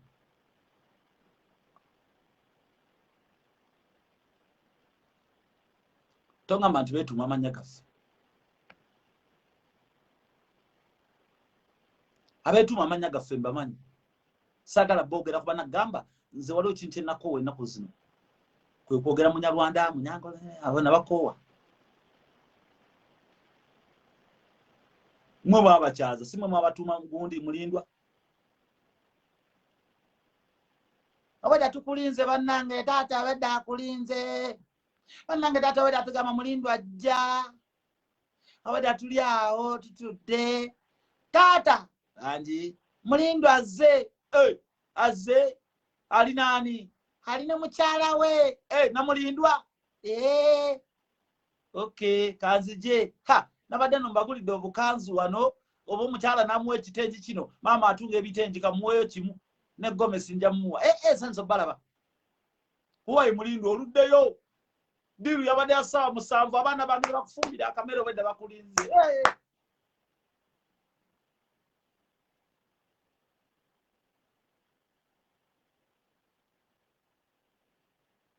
Ngugambye Buganda Land Board sina kugamba Uganda ngugambye Buganda Land Board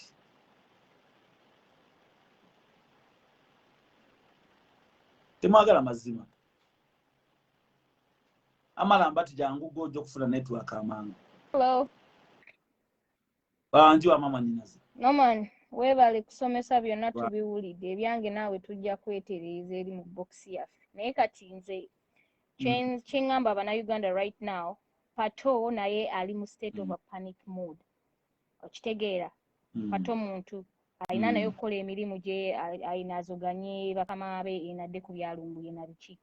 Kati baba mudikinze out, that's not a problem. The problem is now tulina ku kintu kukifa bakulula kulaba nti munnaffe bamukola ki bamureleasinga. Like now, how many days ezigenze nga Lumbuye tetumufunye naye bameka social media kyevudde omuntu yenna oyalowooza nti alumirirwa Obuganda n'atunotifyinga nti ye bannaye kati mbeera Ssaabasajja eriwo eti. Kale ebibi bibaawo ensobi zikolebwa naye era Lumbuye azubudde Abannayuganda bangi how to use Twitter n'atubulya ebifa ku ttaka ekibadde kinaye kinewunyisa okulanga n'abantu abamu be yabuusanga nti gwe nno oli mu layini eno weetereeze weesike eno nabo none of them avuddeyo awo olabira nti Abannayuganda tetuli bumu nga Uganda. Well, Abaganda ekyo tukirina okubeera two face, buli we tulaga tuba tusikagana mu oguwa kulaba ani asinga anaalya nti tewali kwagaliza okwo naye singa tukulina ng'amawanga amalala singa tusobola okwambushinga ekimu nga bw'olaba South Africa bwe mukikuba n'olaba nti nno store bagiyiikidde buli kimu bakibbye okitegeera ssaawa ya kaakati tube kuba n'abavuma abakola ki tugguse kintu kulaba nti Lumbuye avuddeyo ate wano teriyo airline egenda kukkiriza muntu ne bakimanya nti Lumbuye bamupublishinze publicly worldwide ku internet kwali n'amanya ge ne face ye ezo computer bwe bateekamu bwe bati ne basikaninga ng'amanya tegamaakinga era tegenda ku accepting ejja kubeera rejected kati agenda kulinnya ku airline ki ye ate muntu asobola kutuula ku airline ki nga bamwambaza akaveera buli omu nakkiriza ennyonyi eyo gituulako bane tubeereko gundi ethica abantu abamu eno tebannatambula tebamanyi but ebintu bino ebimu technology is over n'omuntu akiraba okitegeera so kati tuleme kwesiba kwekyo ekintu kye tulina okukola oba bali balina bye bagguse buli muntu atuule mu kiti kye nga bwe twaddawo ne tuwandika nga free Bobi Wine free this naye byokuba n'otukubagana mpawo abamu bajja ate no propaganda ate biki abantu abamu tebakitegeera kuba kati ne radio ze Uganda TV kati Lumbuye waatabadde zino ennaku bafunyeeko ku buweerero bafunye ku customers abantu okuwakinga naye trust me Lumbuye lwanaalabika bw'ati n'avaayo live gy'anaakola believe me or not social media egenda kubeera jammed trust me okitegeera so we need to be focused okitegeera kuba eriyo live n'addeko nga bawoza nti batugambye kwali kunyonya atuusa atya nga bannamawulire bali ne batakuba bifaananyi abasirikale abo kale tuleme kwemamaaza era bakyakupama ku nkoma bw'obaganga Anomani yatuvumye Anomani kuba ali South Africa so what he's based in South Africa naye ajja ku intelligent ye ku knowledge ye n'atuula naye gatulwawo nnyo okukkiriza kati abo abayimbi bonna tulina obbaboycottinga I'm sorry to say Kamili Muganda onene luli antu bamunyigira kutubonga nawe zaba ne nagendayo sente kati ne Coming Gundi era nawe agenda tugamba nti nno bane nagenzeyo lwa sente abo bonna tulina obbakola boycottinga ba MP ono badde beegonza ng'olukira lwa Kapa ne tubawo obululu bamaze obbalonda batuuseyo none of them even ali ku pages zaabwe apostinga free Lumbuye naye abantu babalaba basirise katubalinde ekisanja ekirala ekikola ekijja nabo kama will face them okitegeera munnammwe abayambi abataasiza famire z'abantu meka zaataasiza akoze naye kati right now ba propagandist abavaayo bali ku Lumbuye bamukola ki in the beginning nga lwaki tebasooka mujajinga mayi bagamba kama is a bitch naye era agenda badde kati n'olaba Tamale Mirundi Junior byayogera Lumbuye oyo naye tumulinze ssaawa egyeri tujja kumusabula obudde bujja okitegeera ffe katukole ekintu mu undercover tujja kukiggusa ate Mukama Katonda tali amandaazi buli kye bakola bonna kabaagale kabakola Lumbuye tagenda kulinnya Uganda kati abali propaganda n'abavuma abakola ki tubateekeko maaso let's watch the sky is the limit ebyo bye byange ndabira Mama Liwa ne Mama Bobby but big up kale bambi kale okay you kale take big care up. bye The blessings okay all right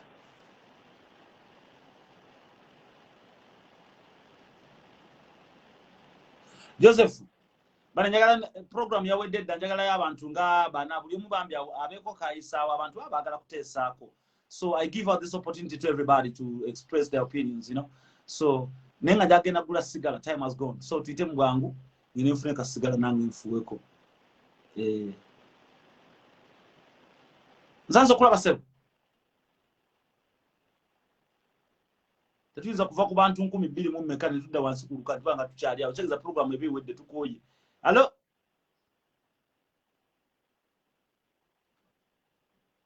kacha de bank ogamba otya muganda wange alistede babi babi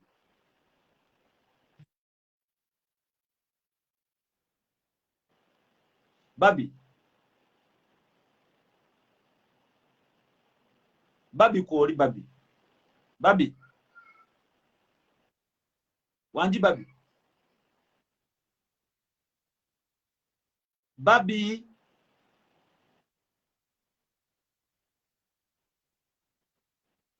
hello babi Jebale kosa kale mama jebale kasa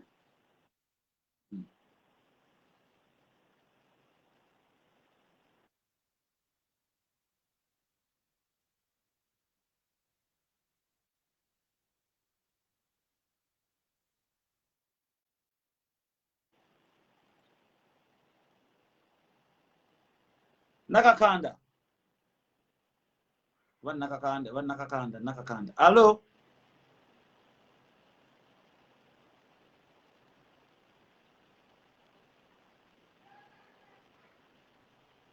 alo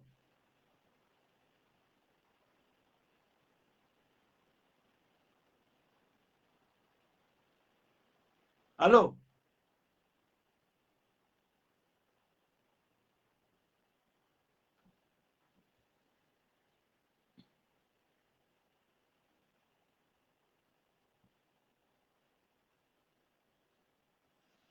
Shift to Uganda.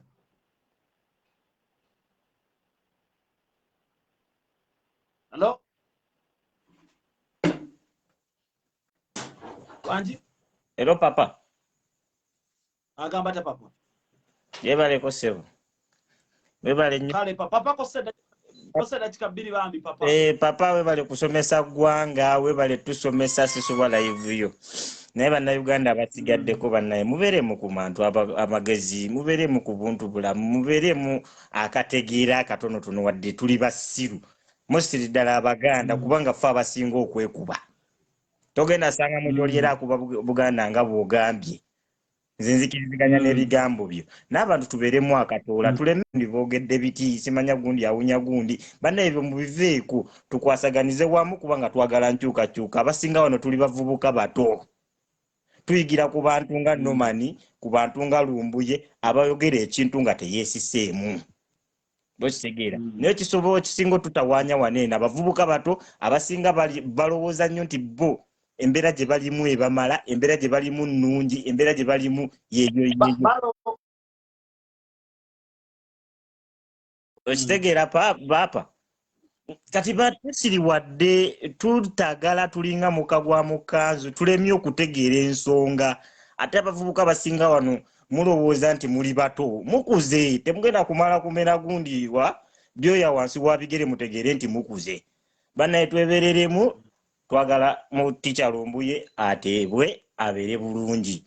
MC Nomani nkwagala nnyo era nkwagalira ddala. Sijja kukomyawo. Kale Papa. Biga. Kale Papa. Kale papa. Kale papa.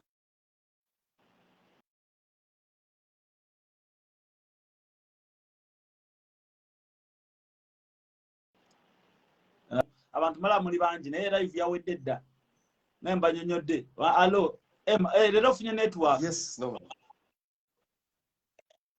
Ogamba otya tata wange? Yes. Sigamba papa ogamba otya? No. Lero funye network. Njifunya mzee. Je baleko sebo. Kale tata. Zichinjagade okuyisaawo. Tata isaawo sebo. Ebintu bya pato. Obweda mulabako ku live ye. Naye n'ekitimu kye mulabyemu nti alina fear. Alina ebintu bibiri. Alina fear ne pain. They've kicked him out of the whole thing. Ate yali ku ground. Timuluma nga naye omuntu nga taano wa Lumbuye. So, munene kuba nti agambye nti let us not listen to anyone. Sola munene because one ana point ye nga ye omuntu. He has pain. Why did they kick him out? Ontegedde akantu ako kegamba ontegedde akantu ako. Kiruma. Nze saagala kirumamu. Ekyo nali nkirabyeko mu bannayuganda wano wendi. Sijja kukirumamu nti manyi ekyatuuse ku Pato. I know. And I stand with him. I stand with Pato. I'm not him. But I'm just telling them that the information watandika okwekuba okulwana Lumbuye agenda kuba Uganda. Yeje gye wayogeddeko ejjo eggulo. Yeje gye twekuba. Ekyokubiri. Nsaba bannayuganda ffena tuddukire ku Twitter. Ojja omulanga gwo gwagenze. Nasiimye nnyo abannayuganda eggulo. Yesterday night Twitter bwetambula. Oje bwetambula. Eri mad. No man, I've never seen Twitter buzz like yesterday night. It's my first time Uganda. Sengete boto basomesa tebayiga. Oli akugamba ononya ba follower nga to babulira mazima. I don't, man. Let's just go back to Gunderi. Let's keep on pushing. Demand for this man on Twitter. Facebook, nothing.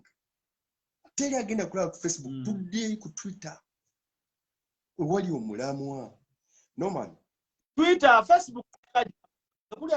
No man. Thank you very much. Just live in a notification. I listen to you. I watch everything. At least Mbeera wano Bambi, thank you very much. Thank you very much. Thank you very much. Fred, I guess ne wali wavuddeyo, he will know what you played. You have a role in his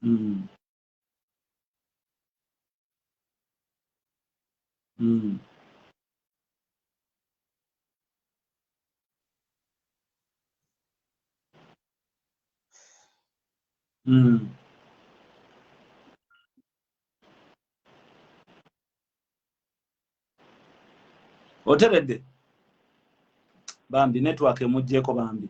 Kale mzee wanja kuddamu webale nnyo okusima muganda wange. Network emujjeko Bambi. Sabula kankulete sabula. Sabula ndozo bago abantu nga bangi gobo sembayo. Live tuvudde wala. Kuva ku bantu 12 mu meka basetegeza abantu bagenda kuwumula.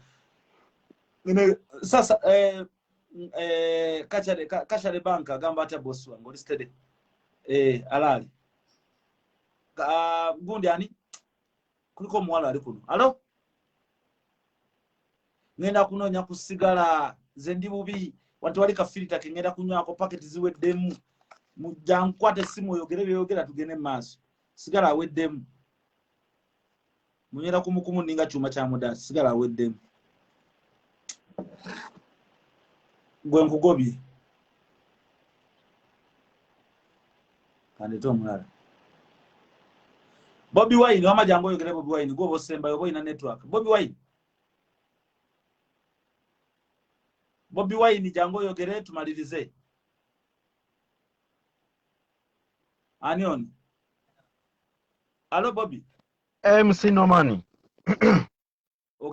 ogambye otya taata ye tuli ono yogerako ne Dr. Arizona nga bulijjo nalo muganda wange yebale nnyo omulimu gw'okola mannyo nkwebaliza ddala Dr. Arizona waneme nsubira omutegedde bulungi ngutegedde meruviru kyekimu webale nnyo bannayuganda naye bannayuganda abo nze ndi munyiivu nnyo eri bannayuganda bannange kuba abantu abamu baagaana otegeera tebamanyira ki kye bayita Uganda bwe tubeera ne twogera erinnya Museveni oyo simanya Museveni omunyampi temuddamu liyisa mukama naye abantu baddamu ne boogera simanya gavumenti oli omusajja Munyarwanda yajja kulaakulanya abantu be nakununula abantu be tajjangako kununula Uganda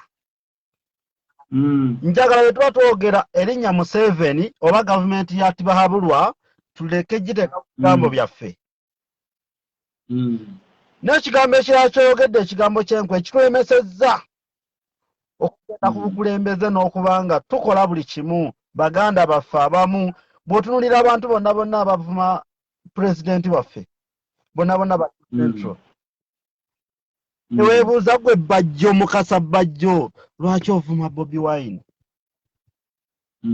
oba okitegeera muganda wange naye nga tewabeerangayo munyankole yenna oba Munyarwanda oba Mukyoli oba muki avaayo n'akola vidiyo nga eri against president wa NUP oba mukulembeze wa NUP yenna bakosamanya gaffe nedda abamula bakosamanya gaffe bayigoluge nedda mpozi n'ekirala MC bano ababaka bano betwalonda ababaka bano nga tetunabalonda buli omu buli lwaggulo kaŋŋambe nti buli ssaawa ababaka baali bapositinga buli ssaawa nga babeera ku live bateekayo bubaka bakola ki naye okuba twamala balonda bo ne bagenda mu kintu ne basirika njagala tubateekeko eriisa ejjogi ababaka ba NUP bonna mubalaba basirise abakola balondemu naye nga tulina ababaka bayitirivu ekyo ekintu kye bali bameka bibiri mu meka bali nkaaga something sorry bali nkaaga ya naye bonna basirise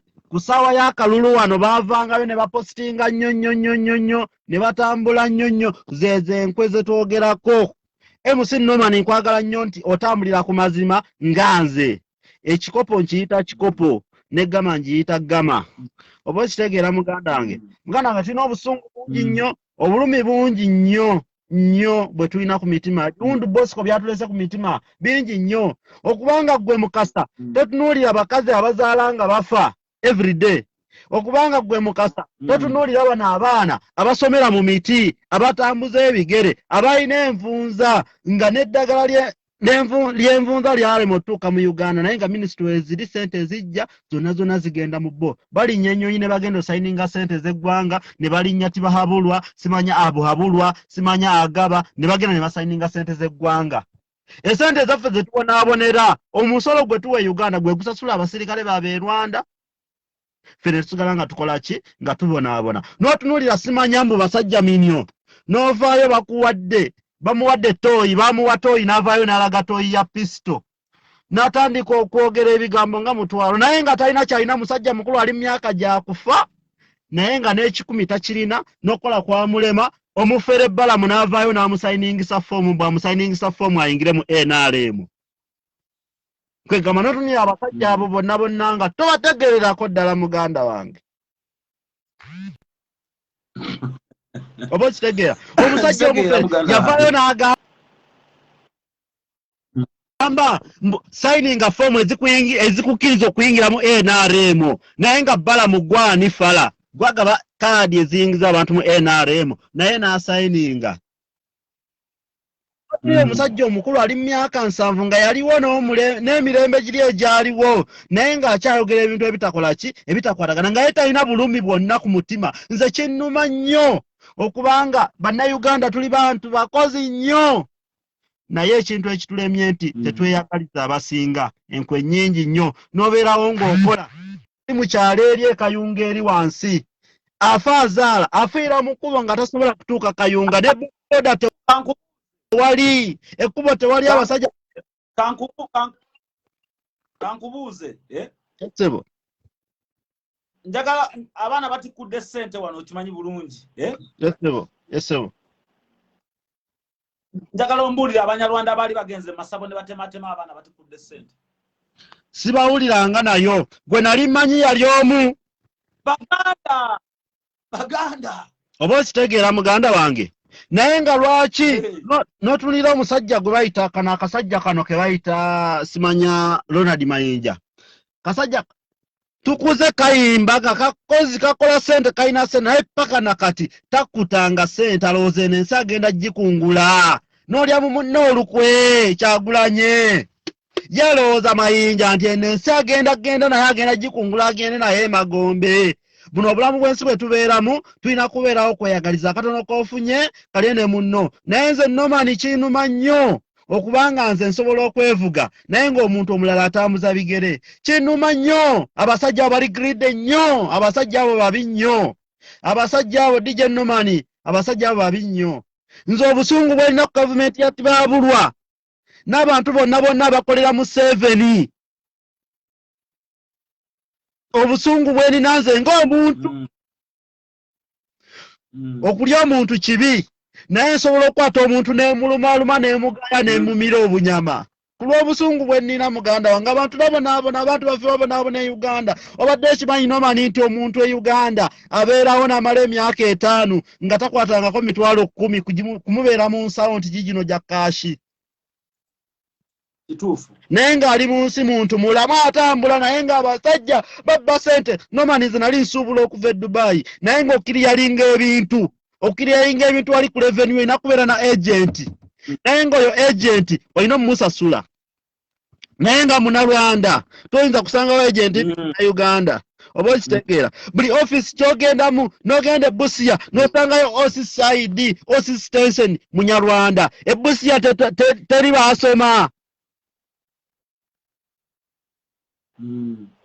buli office nze gyenooza nti abantu abawagira NRM bonna abo ne bano be tubeera nabo mu diaspora nti tebatambulangako oba tebagendangako mu bitongole bya Uganda tebakolangako mirimu gyonna nga bali awo bo ku kyalo kwe yazaalibwa kwakulidde nga tosobola kuvaako nga ne bwabuukako n'agenda mu disitulikiti endala afa bufi yensonga lwaki agamba Museveni abeerewo naye singa omanyi singa omuntu ategeera obulumi abantu be balimu mu ggwanga lyaffe Uganda embonaabona abantu baffe gye babonaabonamu naye nga bwe tuli si bwe tulina okuba ensi eyo Katonda yagituwa Museveni si ye nannyini Uganda Museveni talina ndagano gye yali akozeeko ne Katonda nti alina okufuga Uganda ne famire ye Uganda yaffe ffenna ebintu ebirimu byonna ebiri mu ggwanga lyaffe Katonda yabituwa ffenna tubinako omugabo naye nomani kikugasa kigwa okubanga oli mu bbangalo naye nga munna asula bweru kigasa kigwa okubanga oli ku nkoko naye nga neibawo n'ekyokulya talina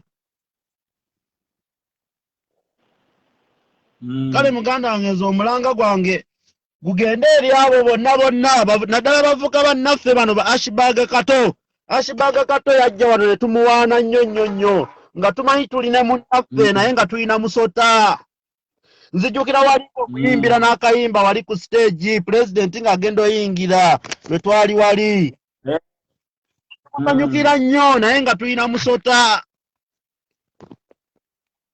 oba okitegeera muganda wange naye nga yeno essaawa bannayuganda bwe tugaana okwebereramu ku mulembe gwa Kyagulanyi kaweddemu alali kale muganda wange saa zigenda kuwera 3 nyagenda gula kusigala kankwerekereza amiina ssebo tweyanziza nnyo weebala omulimu gwonna gw'okola naye nga bannayuganda bannaffe tulina okwebereramu tuve mu bintu by'enkwe bali abasajja beekwata bakkaanya ensonga lwaki basobodde okukalakata Uganda emyaka 4 naye naffe bwe tuba tetwebeereddeemu wallahi guno omulembe gwa Kyagulanyi bwe gugaana kuba batusseeko abantu bonna abaali basobola okununula Uganda tuli mu buwambe ffenna tewali ali seefu tulina okwebeereramu muve temuddamu bannayuganda temuddamu kuyisa linnya lya Tibahabula mu kamwa oli munyampi tatwagalangako ate talitwagala si munnaffe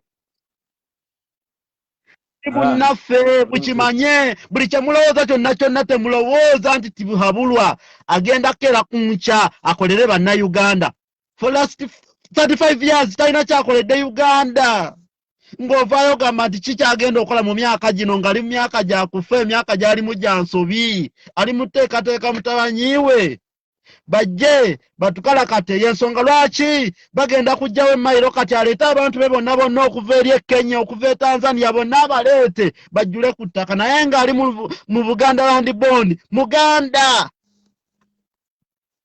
kibi nnyo ibiddala kale webale nnyo muganda nnyo neyanzege naye nze obusungu bwange bungi nnyo simanyi naye okukakkana Museveni ng'amaze kuva ku ntebe ya Uganda amiina nnyo amiina kale webale nnyo Mukama webale edda muganda nga obudde bugenze webale nnyo muto wange nkuwulidde Bobi Wine akati kemigabo toyina network amana basigadde kamberekereze bannange ngene nfuna kasigala obudde bugenze ngena nfuna no kasigala ngena nakunabake bugu mulenzita akati nalabagana mbere bulungi Mukama abakuumi kira musanvu kasise satulubogole empologoma yedde popa up the voice in peoplewire.com MC Norman Ganja ku Instagram mugende ku Twitter basigadde mwenna mugende ku Twitter mugende ku Twitter mugende mu tweetinge Norman Ganja genda iri mu tweetinge gendo retweetinge ato tweetinge so postinga our comrade brother father a Ugandan citizen was kidnapped in Turkey. We call upon Turkey to free our brother Fred Kajibe #free Lumbuye chimala chekere chiwede